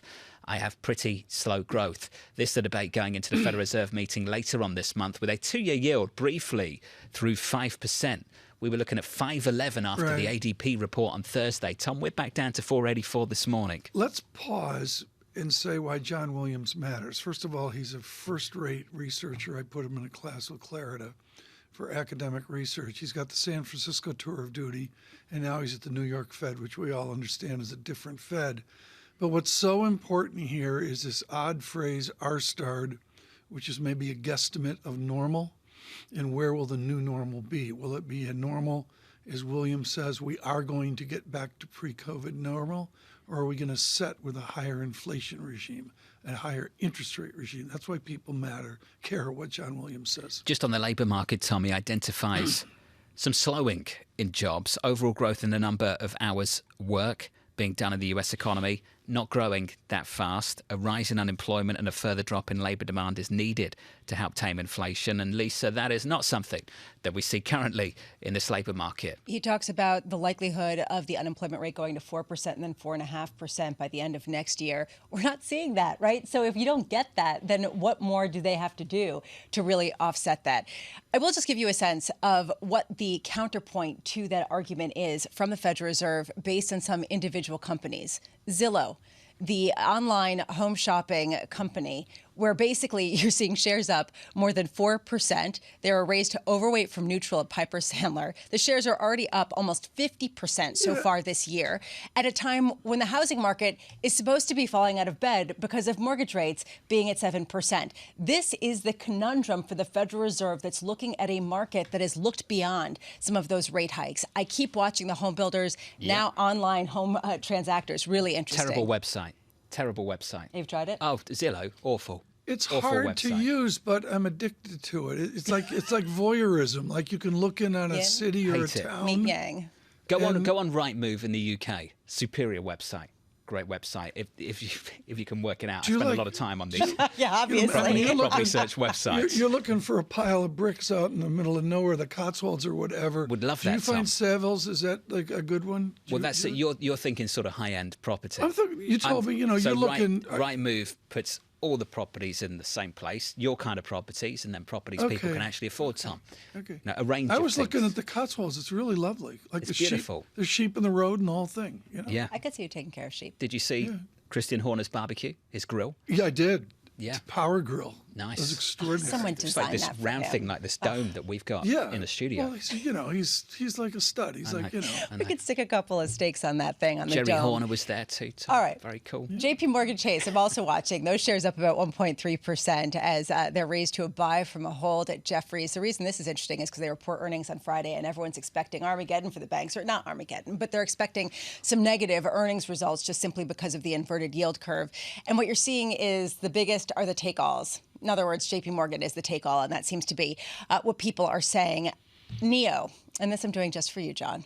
This is the Chinese-based electric vehicle maker. Those shares up 2.4% as Morgan Stanley says that their sales momentum shows big improvement last month. And this builds on what we've seen from Rivian. It's building on what we've seen from Tesla, even at a time when we already are seeing some signs of a buildup of electric vehicles on lots. We're seeing a lack of demand for some of the production. So this sort of bifurcation in news is kind of interesting. Love reading. Is that Jonas over at Morgan Stanley? I believe so, yes. Love reading his work. Phenomenal analyst. Oh, no, it's Tim Xiao. It's someone else. Over from China. Oh, it's from China. Yeah. Okay, interesting. Well, the whole team over there on the auto industry is just fantastic. I will say this, though. My question really just centers around how green are these vehicles? Just when you go through the whole supply chain, start to finish, just how green are they? And when do you start to break even, if I can use that phrase? And how much is it predicated on the idea that all of the parts will be recycled into future iterations at a time when the technology is quickly shifting? A lot of questions behind this, which is really awkward at a time when a lot of governments are trying to push these vehicles at the detriment of some other potential measures. I'd lease them, TK. Personally, that would be my personal decision. I wouldn't purchase one of these outright. Really? I just don't. Can you imagine how much they're going to cost to fix? And when does that start to bite? 5 years, 10 years? I've got no idea how reliable some of these autos are, how long they're going to last, what the warranties are actually like. How good are the warranties? Yeah, I wonder if it's like railroads in America where 1880, 1890 was ugly, and it took 50 years before the railroads figured out. And then who knows, Tom? They're going to shove all this money into this effort. Who knows? Look what Formula One are doing with really, really sustainable fuels. Who knows what that's going to look like in Mr. Magnuson this 5-10 years. Fire in I know, it was rough, wasn't it? Laura Ram was just shaking. It didn't have a good weekend. Let's get to the researcher, Laura Ram of FS Investments, maintaining her year-end forecast for core CPI of 4%, saying this: I'm still in the camp that inflation will be persistently higher than pre-COVID and that the genie won't fit neatly back into, Tom, the 2% bottle. Really important statement and a brilliant note. The charm of Laura Ram is she comes from a foreign exchange background. She's chief U.S. economist at FS Investments and follows the data like an animal. I love, Laura, how you're looking at real yields. I just went in and looked not at the 10-year, the vanilla real yield, but the inflation-adjusted 5-year yield. It is, I'm thunderstruck. We're at 3 standard deviations. We're back to 2009. Are real yields now where they have a real effect on the American economy? I think we've seen that. We were just talking about autos. These are the interest rate sensitive sectors that, have been impacted by Fed hikes, the nominal part of the cycle. I think as the Fed sort of transitions to the end of that, the decline, the edging down of inflation has this insidious effect via the real rates channel. And I think that's what we're going to continue to feel in the housing market, in the auto market. It's going to be a weight on consumers. You look at the interest rate burden that households are facing. It's not catastrophic, but it is a lot higher, and hundreds of billions of dollars matter. What do you think this will do to commercial real estate? I mean, I get it. It's not a big part of the GDP pie, but it's emotional. And your charm is you're down in Philadelphia, rooting for Bryce and the rest of them. You're in Philadelphia, and the answer is you don't have that Manhattan stars in your eyes. What's commercial real estate going to do in Philadelphia or in Phoenix? Well, and those are two very different questions, because I think we've seen geographically, regionally, a huge dispersion amongst performance. We're still very focused on finding the opportunity within a sector that's going to have some clear problems, like the center business district, where, you know, we are also experiencing a lower vacancy rate that seems to be settling in well lower than pre-COVID.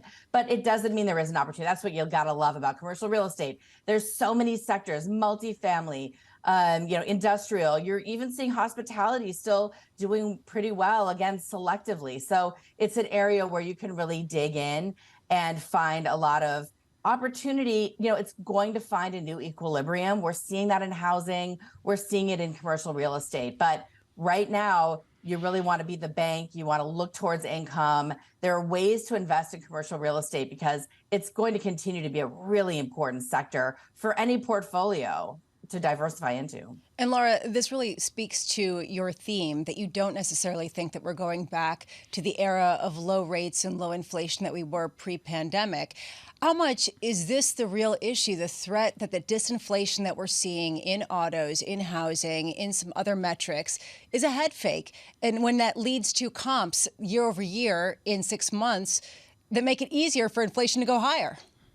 This is exactly the point that I try to draw out for people because housing has been a primary example. Yes, cyclical headwinds with interest rates, but structural tailwinds given the underbuilding and underinvestment that we've had in this sector for years. So as we look ahead, you know, unfortunately, a forecast is in a recession is in my forecast, mild recession looking ahead into the beginning of next year. But it doesn't have to be severe. And the fact that interest rates are now going to offer investors two-way risk is an absolute game changer. We've had 40 years of, you know, with exceptions, but a trend of falling interest rates. And it has caused people, investors, to change their behavior over generations. And looking ahead, if we get this bounce in our star, I think we're seeing it. You know, look at the Bloomberg Ag, right? It is flat on the year. Despite a lot of up and down, you cannot lock in a price gain and you're left relying on income that still is very low relative to where inflation is. Laura, thank you for your input. Laura Raim there of FS Investments. Another person we need to catch up with soon is Carl Riccadonna over at BNP Paribas. Put out an interesting note yesterday, pretty punchy stuff. US consumers have spent an above-trend pace over the last couple of years by leaning on excess savings built up over the course of the pandemic. This dynamic is fading. It looks set to end soon. Excess household savings likely to be depleted by year end. This is what the credit team over at BNP Paribas had to say. I don't know about you, Lisa, but in the last couple of days, hearing more and more people look for wider spreads based on where they are. They were south of 400 basis points for much of the last week. They say our study of bankruptcy filings for smaller, mostly private companies shows a default cycle is already underway. You put that together with projections on what people look for from earnings on Friday, I guess we'll see. There's a lot to unpack there. The counterpoint to this is the NFIB survey that came out this morning that showed that small business optimism exceeded expectations and that, yes, they're raising prices at the lowest level since 2021, but they expect to raise prices at the highest level since November, later on through the remainder of this year. To that point, though, other people are saying the same thing. Consumer spending has to fall off, if nothing else, because of the student loan repayments and because some of the extra cash has been running out. That's later this year, right? Later this year. In the fall, Tom. One to watch. It's evident in the travel plans of America right now. Is there anybody not on airplanes today? I would suggest the real yield here from Laura Raim. The real yield is a tangible issue. I had no idea how the 5-year, I look at the 10-year. The 5-year real yield is a moonshot. Absolute moonshot. It's unthinkable, the effect of that, if it breaks out to new highs. Lisa's done with flying, Tom. Done. You done with flying? For about a week.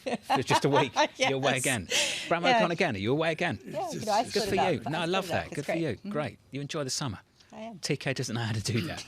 From New York City this morning. Good morning. Welcome to the programme. If you are just tuning in, the equity market a bit positive, slightly firmer. We're positive here by 0.14%.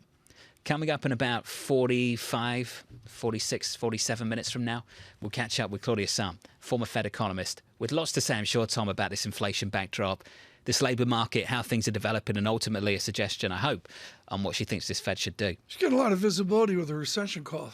And the answer is the data's looking pretty good. I mean, there's about 2 days ago, she came out with a real statement like we heard from JP Morgan here in the last hour.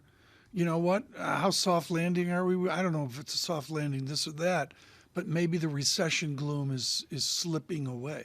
It's been pushed out. Yeah. Let's be clear about that. Lisa, that's the big change relative to 6 months ago. There's been many, but the doom crew, it's just this 3-month rolling 3-month forecast for a recession, right? Just sort of like, every couple of months you're like pushing it out again another 3 months, and then every 3 months you're pushing it out again another 3 months. Yeah, that's basically where we're at. And honestly, at what point do people just capitulate? And they're just saying, okay, maybe there won't be a recession, but we haven't really. Well, I'm glad you bring this up, because of all the missed calls, right calls, wrong calls of the last 18 months, this recession call has been the silliest. And I give Matt Lazzetti, Deutsche Bank, the greatest credit of just saying, yeah, we're going to have a slowdown, but it's way out there. That's what he said a year and a half ago. And he absolutely nailed it. You're calling those forecasts silly, TK? I think the gloom forecast on recession, if you look at what James Paterba does at NBER, it's really, really hard to call recession. Win thin. A lot of humility. Of Brown Brothers Harriman on the FX market. And this dollar weakness recently. Up next.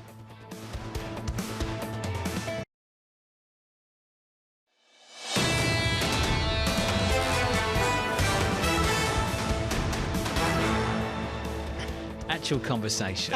I'm happy for you. We got to TK. do like sports. We got to do Big Little. I mean, come on. What sport do you want to do?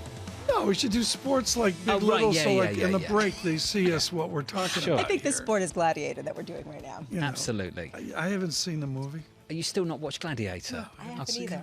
What? Oh, good. Yeah, I feel We should have a surveillance viewing. What? a surveillance view. How have you avoided that?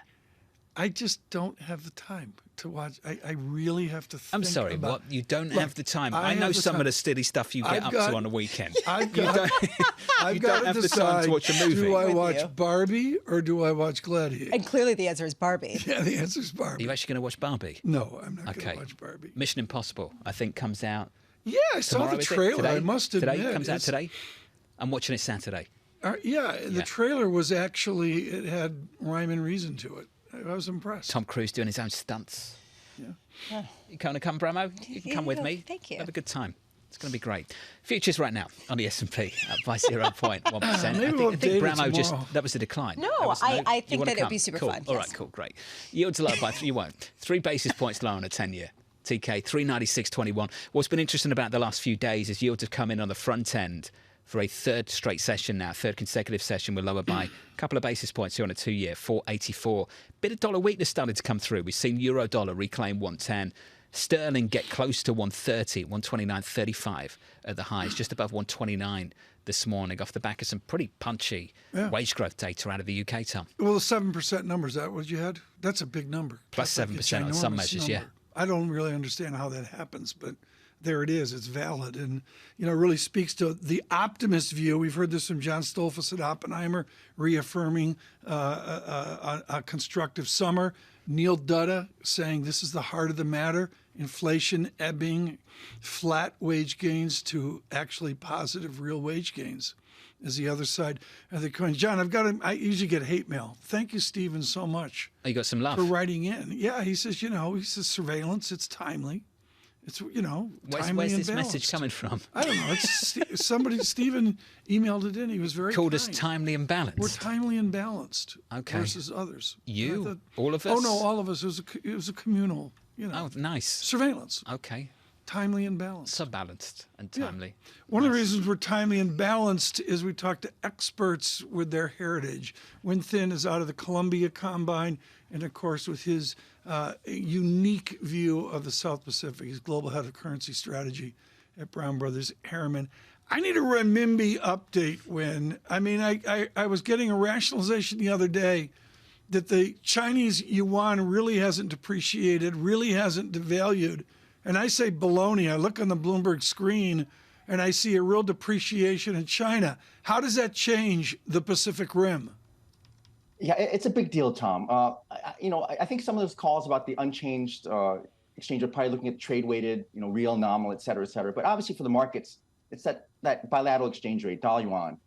Dollar yuan's going higher. There's no doubt about it. And it goes really down to the monetary policy divergences. People's Bank of China is easing, the Fed is tightening. The U.S. economy remains strong, the Chinese economy is struggling. So to me, it's really a bit of a no-brainer. I think the Chinese outlook remains very, very concerning. Despite these announcements overnight that the policymakers are looking at some sort of further support measures for the property sector, it's really, I liken this to a Band-Aid on top of a gaping wound. And I just, there's no really easy way out of this. I think there's more and more talk about China going down the way of Japan's lost decade. That's something we have to keep an eye on. But really, short term, the outlook for China remains negative. And unfortunately, that's got implications for global markets, for emerging markets and commodities. And I think that's something we have to come to grips with. Within your study of India, over to your Burma, and then around and up to Japan, do you buy the idea that the labor component of China will be moved to Vietnam, indeed moved to Burma? Yeah, that's the interesting thing about China. There's actually an ongoing debate about whether it still qualifies as a developing country. That's one of the big debates that's going on in international organizations, because you get quite a few benefits from being classified as a developing economy. And China has moved up the development chain. There's no doubt about it. And the speed with which it's done so has been really amazing. I mean, we're talking about in a matter of 30 plus years, it's become on the cusp of being a fully developed country. Obviously, there's still issues with market manipulation, et cetera. But for the most part, China has been a big global driver of growth. And I think that's really fading. We're seeing more offshoring, as you pointed out, Vietnam, India, even Mexico, in our hemisphere. It stands to benefit from, I think, sort of, I wouldn't say it's deglobalization, but it's sort of re-globalization. As China pulls more inward, multinational corporations have to look for alternatives in terms of supply chains and production, et cetera, et cetera. So again, it's a lot of moving parts. But I think the bottom line is that really the global economy cannot count on China being the global driver of growth right now. Right now, everyone's still looking to the U.S. as a global driver, as a global litmus paper for where we're heading with respect to rates and inflation, which is a reason why perhaps everyone's just tap dancing ahead of tomorrow's big number. The CPI report. There is a feeling right now that the dollar is headed weaker, even though we are getting hawkish rhetoric from Fed officials. Why do you disagree and see potential for a strengthening dollar at a time when people are seeing a divergence with the U.S. at least slowing the rate hikes and others continuing to do it more aggressively? Yes, Lisa, that's really a big question. That's the question I'm getting asked most by clients these days. Given how strong the U.S. is, the fundamentals are, why isn't the dollar doing better? Look, if you're negative on the dollar, I always bring this up as an FX guy. Where else are you going to look? If you don't like the dollar, what do you like? Well, look at the Eurozone. Germany is tipping into recession. If you look at the PMIs, I think France and Italy are already in recession. UK, Bank of England is tightening to 6.5%. That's going to go into a deep, deep recession. Japan is slowing. They had orders data out overnight. So it's we're the last man standing, and we should be drawing in capital. We should be drawing in much more interest in dollar and dollar assets. It's not being reflected. Again, and to your point, the Fed rhetoric is there. The market's starting to believe the Fed about a second hike. Maybe we start even talking about a third hike. So it's puzzling. I still look at this weakness as sort of a gift if you're a dollar bull. Obviously, I think we should be much higher. But at the same time, I can't make a case for going much lower. Rate cuts have been priced out till next June or July. So all the pieces are there for a stronger dollar, and yet we're not seeing it. I don't know what the trigger will be. Whether it's some sort of bad news elsewhere or good news here, but I still remain confident that the underlying story for the dollar is strong, and that eventually the market pricing will reflect that. Just quickly, Wayne, what cross are you looking at? Is it going to be the euro dollar, or is it going to be something else? We're going to see that dollar strength come to the fore a little bit more, in your view? Well, to me, the biggest puzzle this week has been the dollar yen. I thought we were going to break up into the sort of 145, 150 range, and instead we tested 145, and now we're down at 140. Again, we go back to monetary policy divergences. The Bank of Japan is going nowhere. The Fed is hiking. That pair should be much higher, and that's to me the biggest puzzle. Dollar euro, yeah, it should be toppy around here, 110, 111. Again, I can't make a bullish case for anything going on in Europe in terms of the economies. So those are the two pair I would look at the most. I've heard that so many times over the last decade or so. I can't make a bullish case on what's happening in Europe. Within there of Brown Brothers Harriman, it certainly turned out to be better than people expected 6 months ago. That's for sure. 9 months ago. Yeah. It was like the gas energy crisis that never happened, right? Yeah, that's exactly where we're at. And we keep seeing that. I have to give a bit of a correction. I wasn't aware that Tom Cruise did his own stunts. And oh, yeah. Have you seen that video? 61 years old. He drove a motorcycle off a ramp-like cliff in the Austrian Alps as part of it. He also parachuted onto a moving train. He's 61. Yes. He did this himself. I know. It's kind of a death wash. What's though. he drinking? You know, what's that diet? Okay, but do you want to be doing that? At 61? Yeah. I'd love to be able to do that at 61 years old. Would you want to do that now? No. So there I'd you like go. to be able to do that at 61 years old. But not actually do it. Can I clarify something Tom said earlier? Yes. You know, I've made a career of this. Stephen, who you quoted earlier, I don't know who Stephen is. Stephen was telling Anne-Marie that he enjoys her timely and balanced reporting on the issues. Oh, it wasn't telling us? Yeah, no, it wasn't for us. Oh, okay. It wasn't for us. But we'll take it. It was for AMH. Well, yeah, she was. Just to be very clear. Timely and balanced. AMH is coming up with Maria Tadeo very shortly. Have you been watching the tennis, Tom? Alcaraz. I haven't that watched kid. Oh, he's special. So special. Gave Berrettini a bit of a kick in yesterday over at Wimbledon. Very cool. From New York, this is Bloomberg.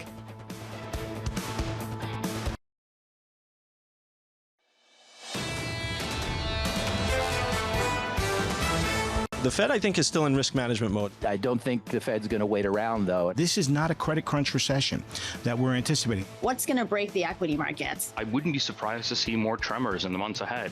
This is Bloomberg Surveillance with Tom Keene, Jonathan Ferro, and Lisa Abramowicz.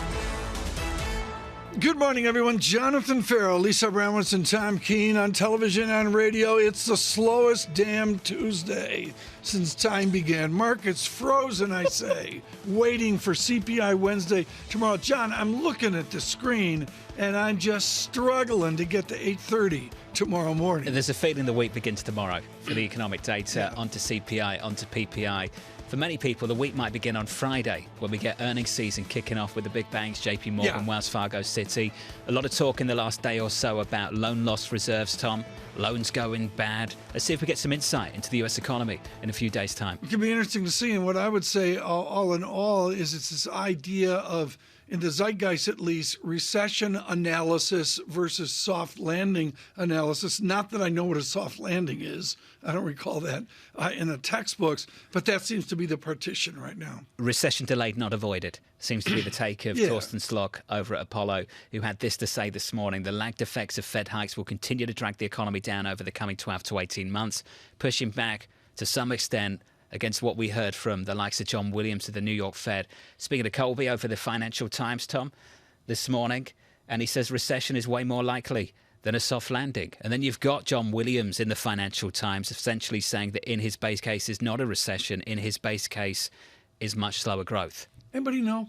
I mean, can anybody predict this? No, of course Absolutely not. This is as silly as the dots. But that guy's got to make a policy call at the end of this month. No, Dr. Williams absolutely is qualified to talk about this, and it's somebody that we will listen to. But partitioning NBER recession or whatever recession is about as useless as the Fed parlor. I couldn't agree. Who on earth in this market is waiting for a group of guys over at the NBER to turn around 6 months after the fact later and say, that was it.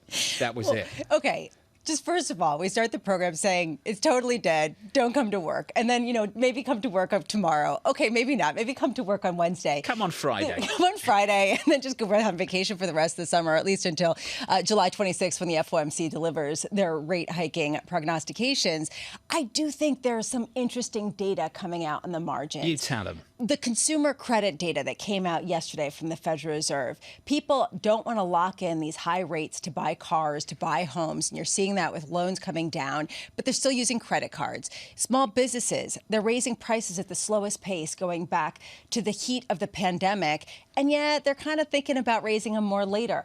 All of these odd cross currents that suggest that we are going to get disinflation in the short term, but raise a real question mark, Tom, about the longer term. Well, this is we talked about yesterday: short term, medium term, longer term, and all that. To me, I'm going to get it up here, John. I don't have it up right now. FOMC, go. Let's get out to the medium term of September 20. November 1, dare I say a December meeting where historically they do nothing. I think these are going to be absolutely critical meetings given 4, 5, 6 inflation reports that we're going to get along the way. I'm only showing up for Fed decision days for the rest of this year. Is that what you're doing? That's all I'm doing.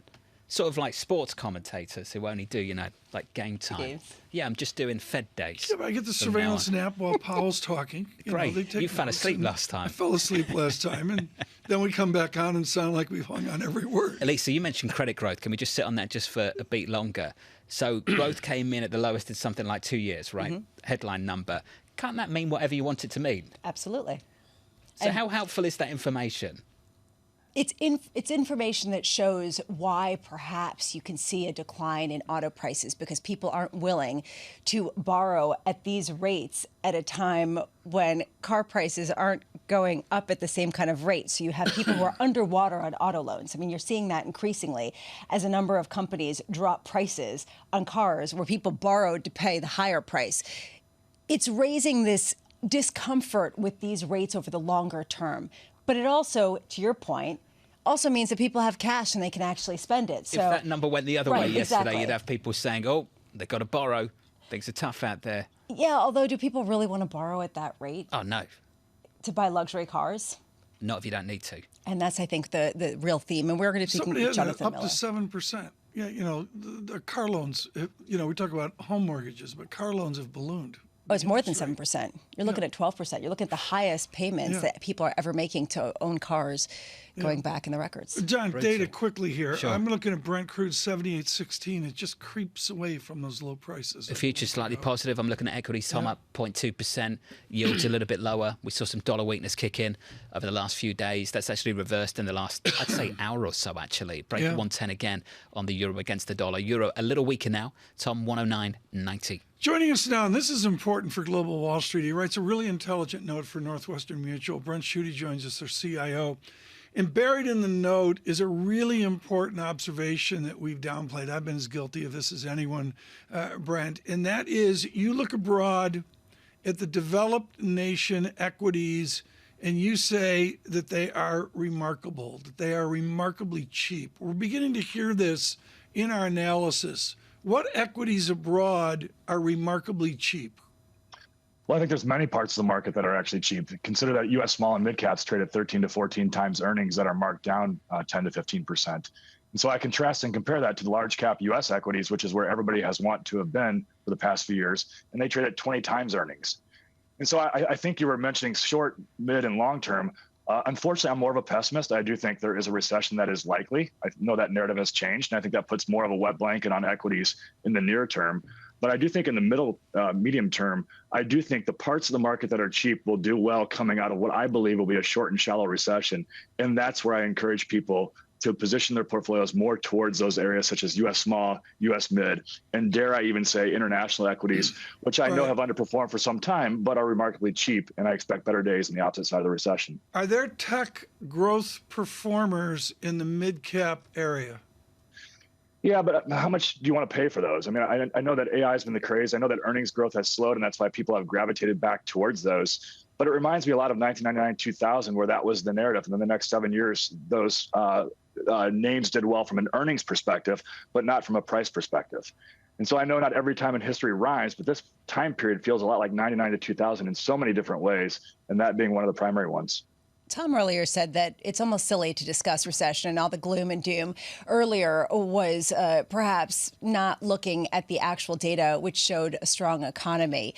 How do you parlay that into a soft and shallow recession that could just ameliorate some of the inflationary pressures just enough to keep growth going on this kind of sphere? Do you think that that is the most likely outcome at a time when there is still this inflationary pressure that's rearing up on the back end of the year? I mean, I think current inflationary pressures as measured by CPI are highly linked to COVID that is now in the rearview mirror and are going away. But that's not the big concern of the Fed. The big concern is wages. Every economic cycle ends when you run out of labor market slack. And that's where we're at unless people come back to the labor market. And so if you look historically, the Fed hikes rates aggressively as wages reach 4% on non-supervisory and production workers. That's where the last three economic cycles have ended. And we're at 4.7% year over year right now. I don't think the Fed stops until they see the labor market crack, which I think we call a recession. And so I think about this liquidity tourniquet that's on the U.S. economy, and I think that means a recession is likely in the coming quarters. The good news is that I do believe, unless you think the real neutral rate has changed from 2.5%, we're above 5. There is plenty of room, if inflation is gone, for the Fed to cut rates to kind of help cushion that blow. And when you contemplate the consumer still has ample savings and likely will after this recession, I think that's why it's short and shallow. What keeps you up at night that could potentially challenge that assumption of a short and shallow to something that looks more traditional in terms of recession? The Fed keeps hiking. And so I worry every single time the labor market comes out and shows supposed strength, and the Fed keeps hiking into that because they want to see it completely gone. I think they've probably already gone too far if they continue to go, based upon some belief that inflation is not completely back to 2%. I think every sign points in that direction. If they keep going and they go further and further until they get the labor market to crack, then I think you're going to see or could see something that's a bit deeper. Brent, you said supposed strength. Is there more to this labor market that meets the eye from your perspective? I mean, this is where I think people look at the data over the past year, and it's been very odd. You saw household employment last year for many months actually be flat. So from, I believe, February to November of last year, household employment rose a whopping 200,000 total, while non-farm payrolls rose 2.8 million. This recession commentary, does anybody realize that gross domestic income has actually been negative for 2 quarters? That's the opposite of gross domestic product. And so I think there's just so many conflicting data points. You have a post-COVID recovery that's quite odd. And I think the Fed is reacting to different data that is more strong, and they won't stop until they see it weakening. And hopefully they don't go too far and want it to weaken so substantially that it does cause that deeper recession. How hard is it to be bullish with that kind of analysis on what the Fed is doing? Well, I joined Team Abramowicz a few months ago and became much more bearish for the first time in many quarters. And you know, I think there's good news in it. It's more along the lines that you do see parts of the market that are cheap. And I think for people who invested in bonds for years, when rates were at 1 3/4 on the Barclays aggregate bond index, they're now at 5%.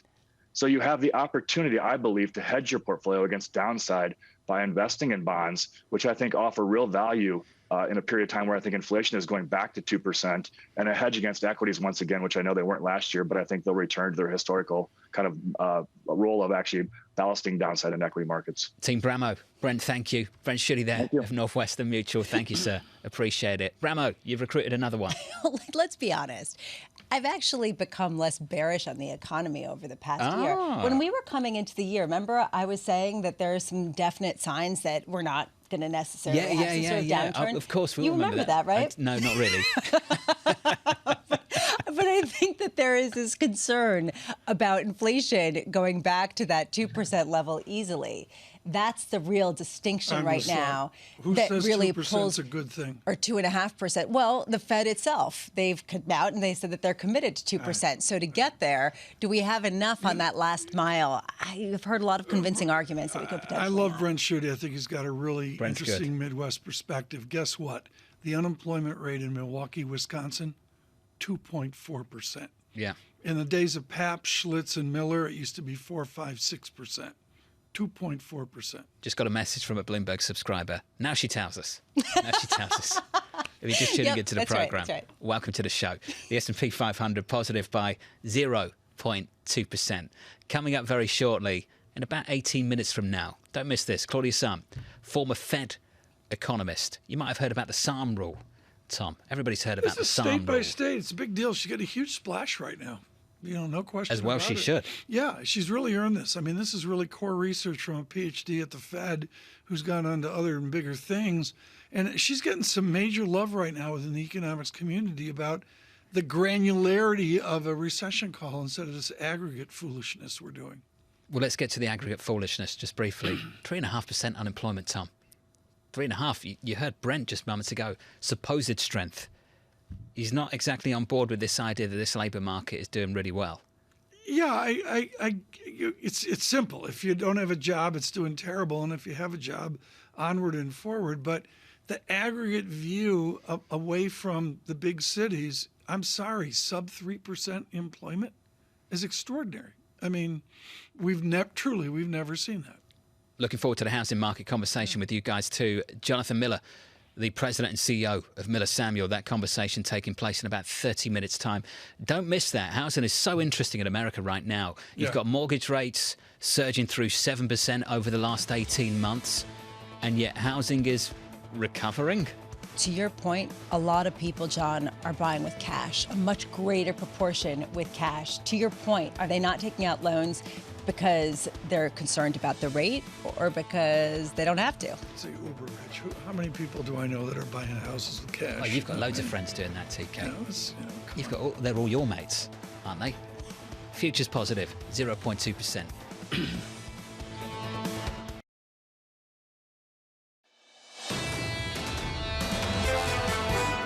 The Biden administration has really been trying to ensure that this conflict does not become a World War III, does not escalate further. Where this ties in with the NATO membership, though, is NATO obviously has the clause that an attack against one is attack against all. So essentially, the idea is that if Ukraine was brought into NATO officially, while this conflict is still raging, would that then commit the U.S. and the rest of NATO to being directly involved in a way that most are not quite ready to be? Very well summed up there. Controversial decisions being made at the NATO summit. Julie Norman there, the co-director of the UCL Centre on US Politics. The UCL Centre weighing in on the NATO summit, Tom, taking place in Lithuania. That one is ongoing. Yeah, this is going to be an important conversation. We've got Anne-Marie Horton and Maria Tadeo coming up. John, you told me about this, and I'm looking at it now. The socialist Spanish minister uses a private jet to attend a climate Can you verify conference. that? Have you verified that? I don't know. I haven't verified it. I've seen the video too. She's driving it with a bicycle. So she gets the private jet, gets the car a little bit, and then gets on a bike to ride in. Right? Brilliant. The virtue signalling of today's politicians. It's just too infuriating. much. Maria Tadeo once did that, you know. Maria wouldn't. That's right. Maria wouldn't. Maria, she come in a private jet. We think more of Maria than that. We Sure. do. Right now, let's do this. The news flow out of Vilnius, Lithuania, this is one of the 3 Baltic states, I'm sorry, it's extraordinary. I didn't expect this. And Maria today, I was way out front in this with Anne-Marie Horton, with the President of the United States. Maria, let me go to you. Boy, St. Petersburg seems lonely. It's 240 miles from Helsinki by ferry to St. Petersburg. I've got Finland, NATO, Sweden, NATO. How alone is St. Petersburg at the very end of the Gulf of Finland?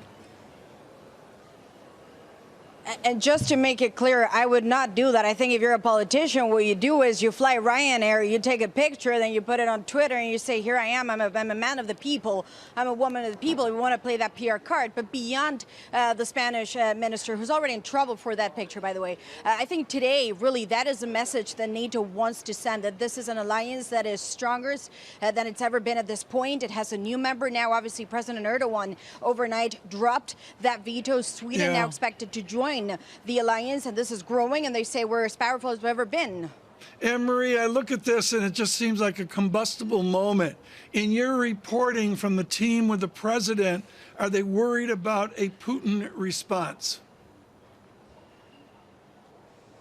Well, I think they've always been worried about potentially wanting to escalate the war more, which is why many critics have said the Biden administration drags its feet when it comes to sending fresh weapons or the latest list that Zelensky is asking for to Ukraine.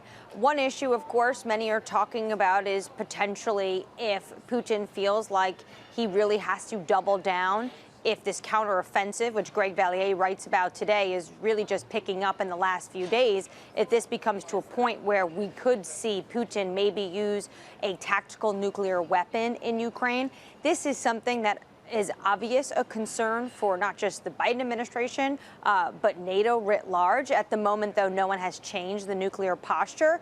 And really what the president wants to take away from this NATO meeting is that this is a win, not just for the alliance and the support they have for Ukraine, but his foreign policy win. He'll constantly say that what Putin wanted to do was divide NATO, and what he's done by his invasion of Ukraine was actually strengthen the alliance and also expand it, because now you have Finland and Sweden going to be 2 new members of this group. And that's some of the known outcomes of this NATO meeting, the fact that Sweden will be incorporated into the Union and that Finland, of course, is a member. Also, the question around Turkey and its willingness to allow Sweden. What are some of the questions, Anne-Marie, that remain to be established through the remaining 24 hours of this meeting?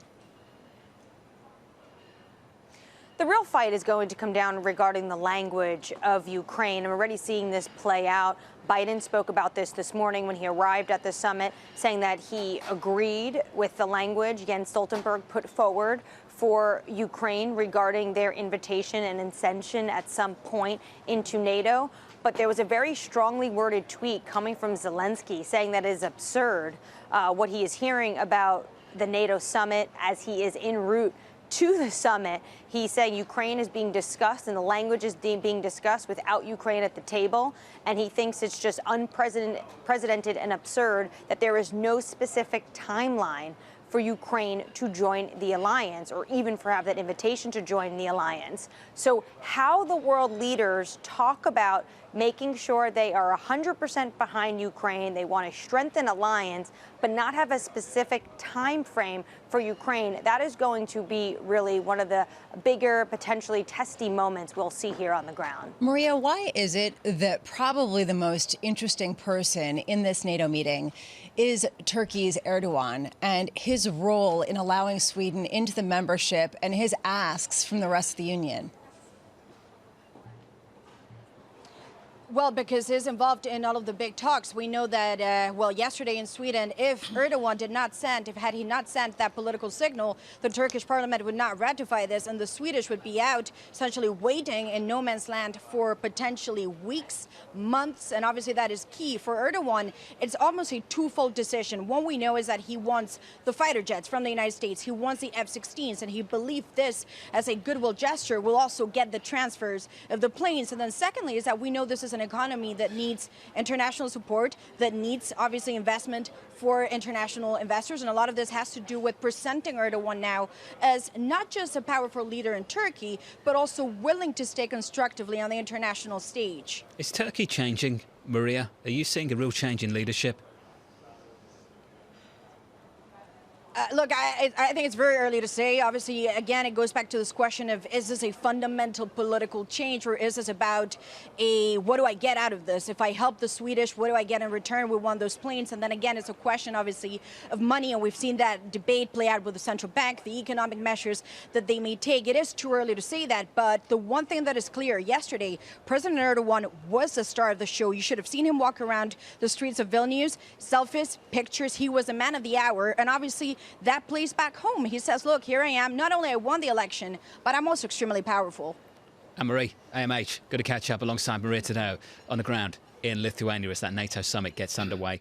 We are starting to see some changes. I'm not sure if they are sustainable changes in Turkey, but Lisa, some changes on the monetary policy front as well. It turns out that perhaps monetary policy that we understand is something that now Turkey understands as well, that if inflation is high, if you cut rates, that might not work. If you raise rates, maybe that will be a way to curtail inflation. And that's the new Turkish experiment. However, not as much as people previously How's that thought. gone in the UK? Yeah, exactly. Bank of England still trying. That's part of the problem is it's a very difficult moment to be countering inflation. But to your point, at least that orthodoxy has shifted a little bit for the moment. Yeah, it feels that way, Tom. Just a bit of a shift. Right before the election's flatlined at 26. It went out to 26 lira per dollar, and it's really flatlined there where you say, maybe I'm doing it in my head real quickly here, we should be out to 27 or 28, but we're not.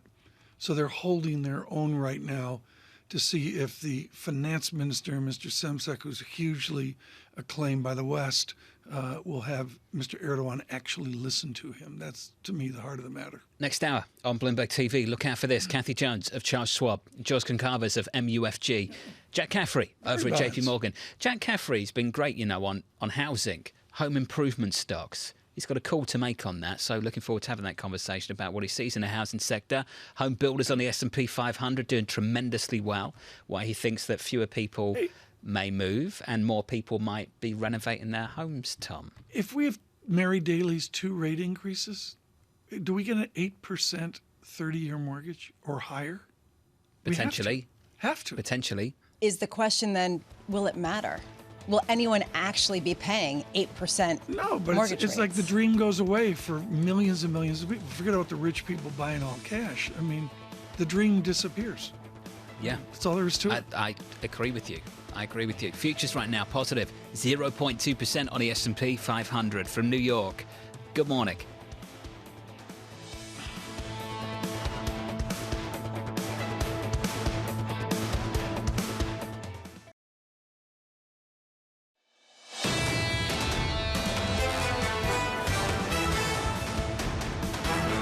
Bloomberg Surveillance. Good morning, everyone. On a vast economic day, Michael McKee, nowhere to be found in sight. I mean, he's just completely checked out.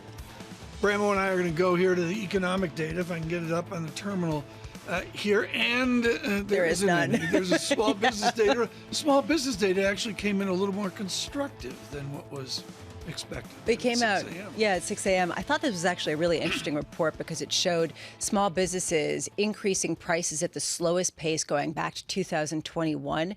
It also showed, though, that they plan to increase the prices down the line at the highest pace going back to November. So this push-pull of the disinflation versus reinflating later on. Let's review the inflation data because Claudia Sahm does not want to talk about it. CPI year over year, 3.1% in from 4%. To me, the operative University of Michigan phrase there, that's a ginormous move from previous month to the new survey month. Significant disinflation, which is the reason why nobody seems bearish right now and everyone seems to be pushing off recession calls because we are getting the disinflation that the Fed wants, even if we're not incurring the pain that Jay Powell talked about last year at Jackson Hole. Again, the granularity of it. Can we get disinflation, true disinflation, without the job losses, without people taking smaller raises that people thought? Claudia knows I like the Cleveland series on inflation. I think it's smarter than core, but there's core CPI. Year over year, it comes in 5.3. Into a survey tomorrow, 8:30, we'll be here 5%. I mean, 4.9% is a lot lower than 5%, but nevertheless, the trend's in the right direction. Used car prices coming down, dropping the most since 2020.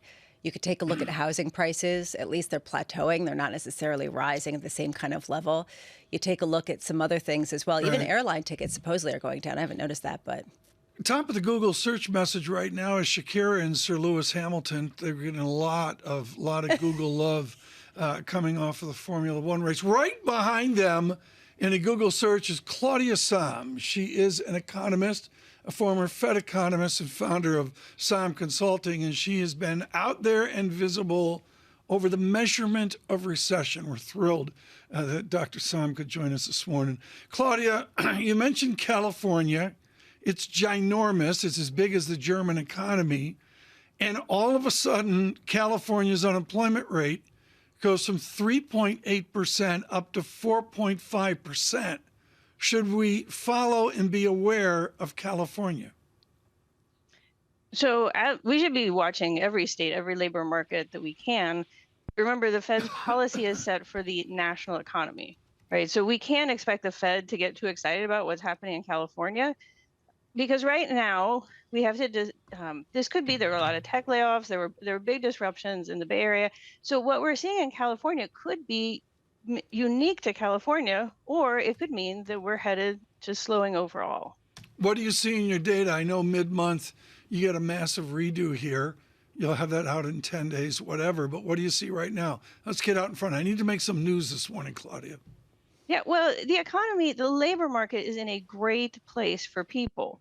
So because the workers have had the upper hand. When I look at the wage data, which I think a lot of people were, wringing their hands over yesterday, it's like, how do you think you're going to get workers back into the labor market and deal with labor shortages if you don't pay them more? Like, this is Econ 101. So to me, seeing that we're still adding jobs, that's really good. So, but lots of people find a way to turn it into really bad, but I won't do that. Claudia, I love your note where you said, it's not hard to find an angry macroeconomist. At this point, everyone's made mistakes and everyone's trying to figure out how to carve out a niche for themselves to explain what just happened. How do you understand the dissonance between everyone's expectations of where the economy was headed and what actually has happened? Well, as I started there, every macroeconomist has missed something this time, right? And they're very different things that we've missed. And And really, people get kind of not happy when they're making calls and they're not getting it. They sometimes get even less happy when they look around and see people who've made big mistakes all over the news. So I think that's where, I pointed out in this piece you're referencing on Bidenomics is that, you got to take it with a grain of salt always, what your advisors come to you with. And I think right now, unless they're bringing a lot of nuance, it could do more damage than good. But what are we misunderstanding? Just to the point of the making mistakes, and we've all made plenty of them, but what are we misunderstanding about pandemic economics, as Tom would call it, or where we are in the recovery, or where we are in the distortions, whether it's California, people moving away from there, or the Northeast, or even people's propensity to switch jobs, shift locations, spend more than they otherwise would to capitalize on experience that they were denied during 2020? Right. So I think it's all in there, right? The economy is upside down and backwards, and we need to be aware that every data release you get could be leading us astray because it's not clear yet. Are we doing the rebalancing or are we going down? And we'll know more about that in a few months. In terms of, what went wrong, I certainly was expected that the economy, the supply would come back online more quickly than it did. And I think on the other side, we see this disinflation right now without unemployment rising, which is a huge puzzle to macroeconomists that would use models like the Phillips curve. So, we'll keep going at it. And that's where, as analysts, if we dig deep in the data, that's kind of where we should stay in terms of grounding our analysis. Claudia, what I love about when you come on is my brain gets going and I'm doing research I usually have never done. Like, I've never done this, folks. Out of the percent of GDP of America, and there's like 23 states or so with under 1% of America's GDP. They're tiny. We know the names. Texas and California make up 23% of American GDP. Do people like you focus more on those big states, or do you aggregate everything together? Frankly, there hasn't been a lot of work, say, at the Fed on regional effects. They have experts in the building who are not economists, and yet they don't play an integral role. I think, we need to pay attention to states because they could be the canary in the coal mine. Like, if we could get ahead of this even a little bit, if we get a recession, that's important.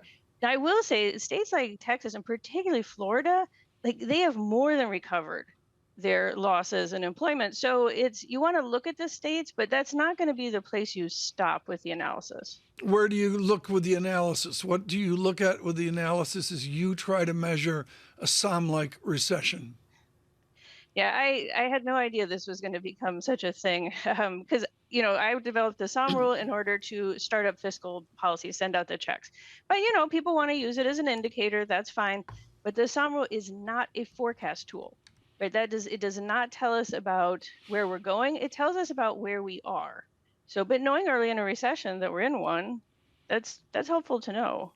We're speaking with Claudia Sahm of Sahm Consulting, who is famed for her SOM rule with respect to employment. We're about 24 hours away from CPI in the United States. The headline is supposed to drop from 4% to 3.1% year over year. That is the headline figure, core less so, to 5% from 5.3%. Claudia, one of the big concerns that we've been hearing about from a lot of our guests this morning is a head fake when it comes to disinflation in the U.S. and the pace of it. We have seen used car prices come down. We have seen rents come down. We have seen some certain peripheral areas of the economy show signs of disinflating. Is it enough, and is it showing signs of consistency to bring us where we need the Fed, where the Fed would like us to go? We're still in a place of a lot of uncertainty, and the Fed leans much more on the the using unemployment versus inflation. So that's more of like a rule of thumb. And we're so far off that, right? We're back to the days of before the recession when unemployment was so low and yet inflation didn't pick up. And it's like, what is going on? So I think, we've carried that uncertainty about how those relationships work into the present. And that's partly why I think we come out of this with some rethink from the macro profession. Right now, I'm also watching specific sectors, whether it's autos and the idea of prices going down for used cars. I'm looking at the housing market, the mystery of why housing prices haven't cracked at a time when mortgage rates are the highest going back since 2016, I believe, at the earliest, actually further than that. I think it was more than that, decades. Claudia, what sector are you looking at for a tea leaf in order to project where we are headed with inflation?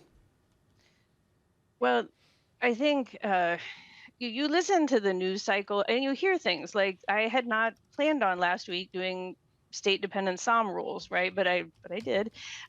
So in terms of industry, it's like you go after where the story is. You know, you look in the IT, the tech, and see it like, what does that look like? And actually, some of it, there's some places where we had really a lot of trouble bringing workers in, like state and local government. And they're like one of the big additions right now. So again, that looks like rebalancing to me.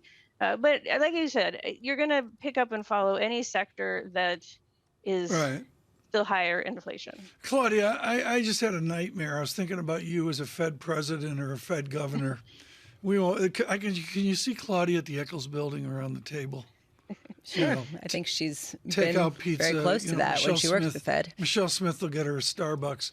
Claudia, the character of the dissent right now at the Fed. I mean, we know that if you were there would be a visible SOM dissent. No question about it.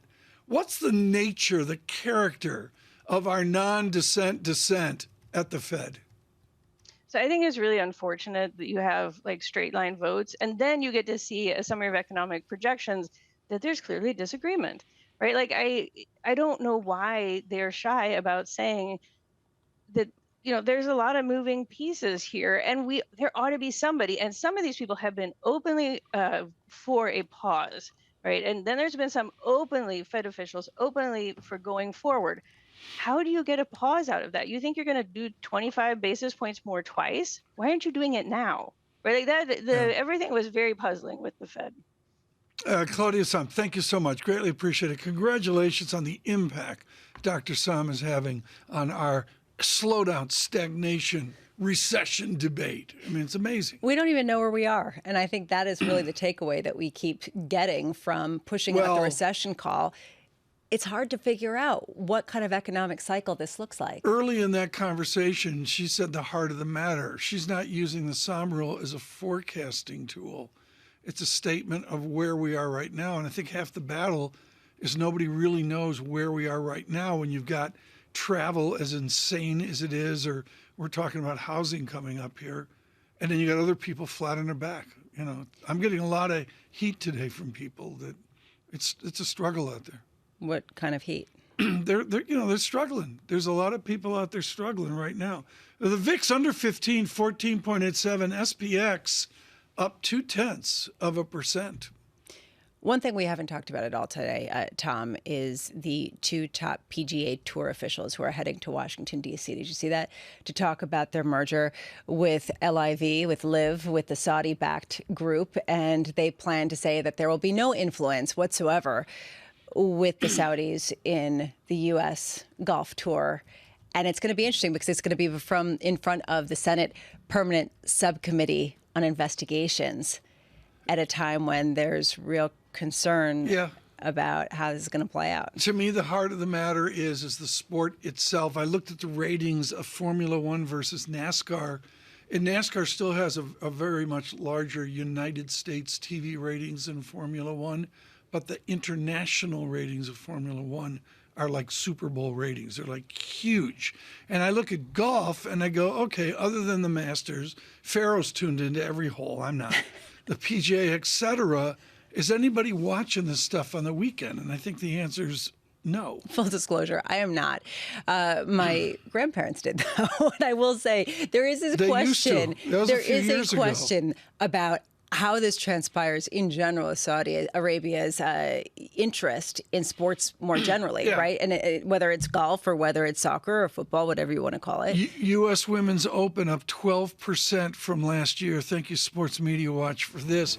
But down 16% from 2016. That's the heart of this matter, is these people are all struggling about how to make this a sport after Tiger Woods. And are they going to get a bailout, essentially, from the Saudis to keep it going? Coming up, we're shifting gears a little bit to the housing market. I'm really looking forward to this conversation. Jonathan Miller, President and CEO of Miller Samuel, curious to see how he perceives this strength percolating out as interest rates continue to rise. This is Bloomberg.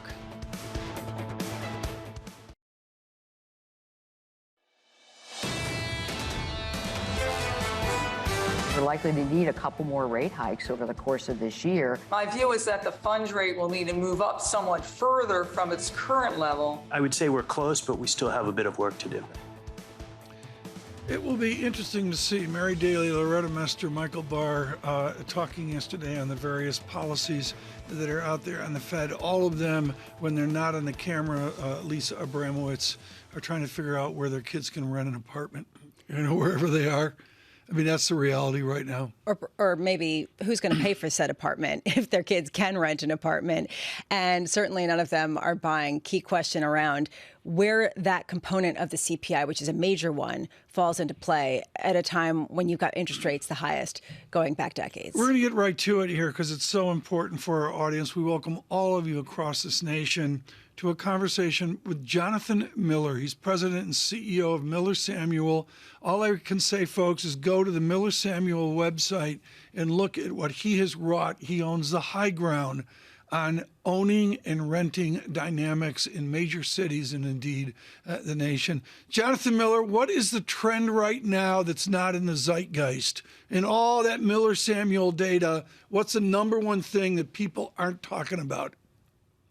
Well, I think that housing prices are going to rise more than we think they are. Just in the last few months, things have really rebounded price-wise.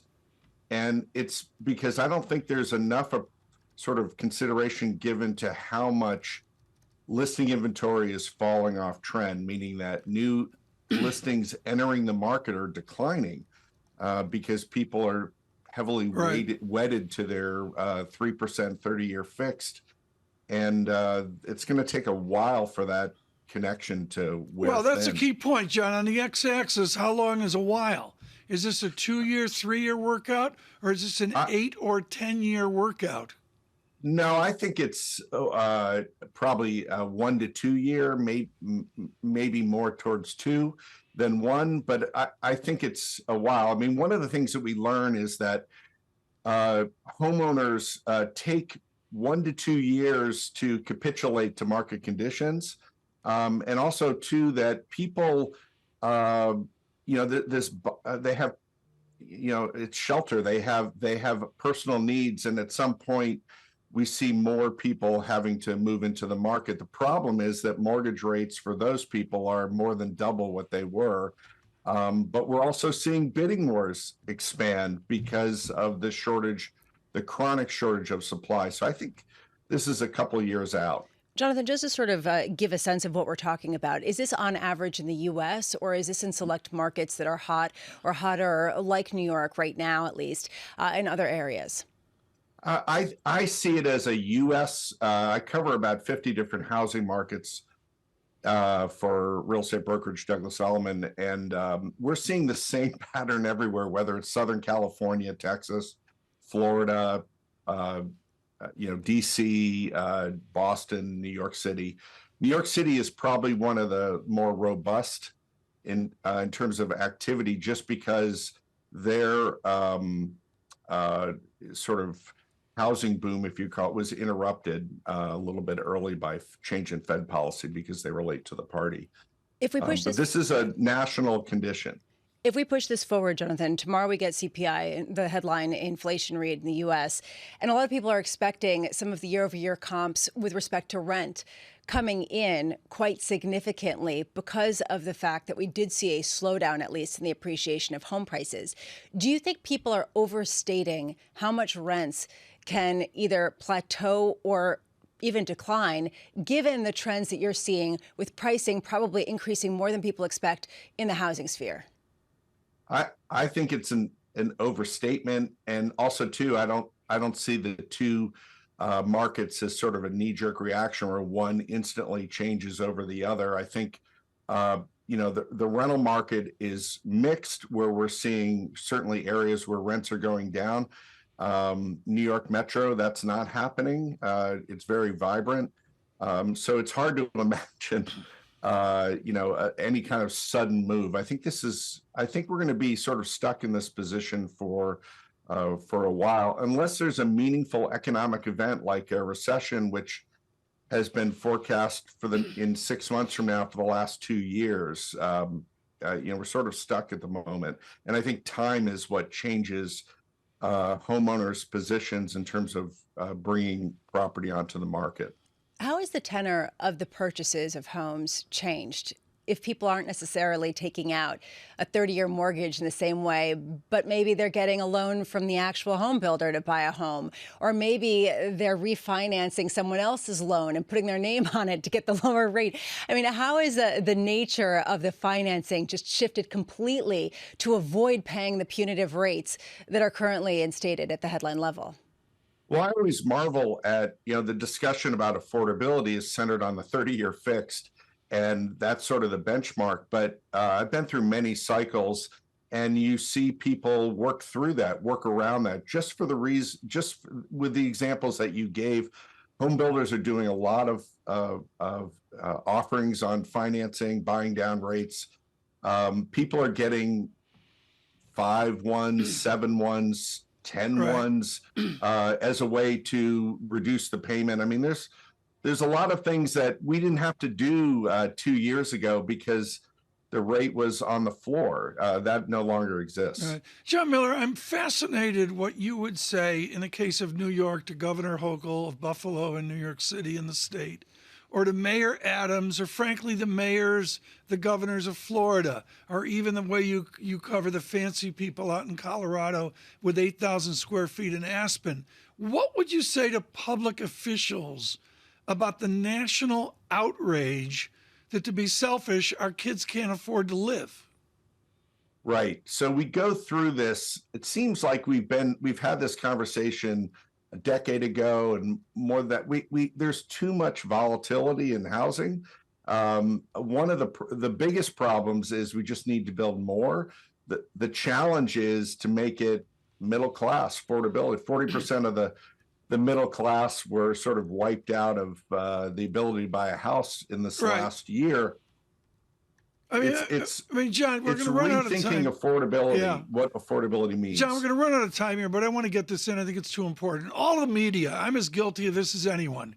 All the media wants to look, as Lisa mentioned, OMG, the luxury people are putting $6 million all cash into 4,000 square feet where they can see, Connecticut and, they can see Pennsylvania over to the west. Forget about that. On the Upper East Side, over past 3rd Avenue, where people are just trying to do rent on 2nd and 1st Avenue, what's your prediction for the next 12 months? I think that rents are probably going to peak at by the end of the summer, maybe sooner.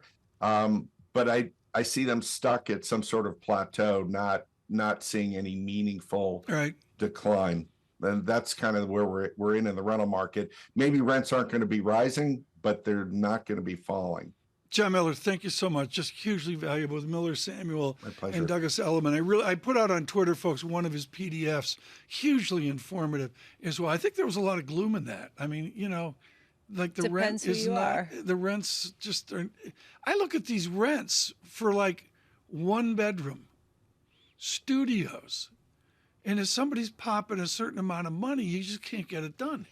In New York, it's a different story than other places around the country. And he was talking about this being a much more robust market in New York City in terms of also it rebounding more from the interruption of 2020.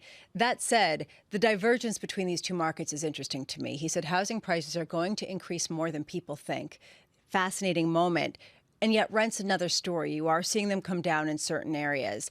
This is a key input, one of the main inputs into headline inflation. So to have this sort of conundrum around housing prices and what people are willing to pay at a time when people are also trying to game out a recession call just highlights the uncertainty and the lack of predictability and any consistency and disinflation that we may see. What I learned today, and this is really important, folks, Claudia Sahm, of course you always learn with her because she forces you to think, And the answer is, I was stunned at the concentration of percent of GDP in 5, 6, 7 states. And we know that from electoral votes and, House of Representatives and all that. But it's just amazing to me where we'll go, well, rents are declining in wherever, and yet it's this tiny, teensweeny part of the economy. The big economies matter, and they're like New York, they're crazy. This has been a year of splintering regions, splintering sectors, and a splintering economic cycle with respect to industries in particular. You gonna be able to sleep tonight waiting for CPI? Absolutely. I don't think I can sleep. It's like tomorrow will be a lot of fun. Yeah. 8:30 tomorrow, CPI Wednesday. This is Bloomberg. Good morning.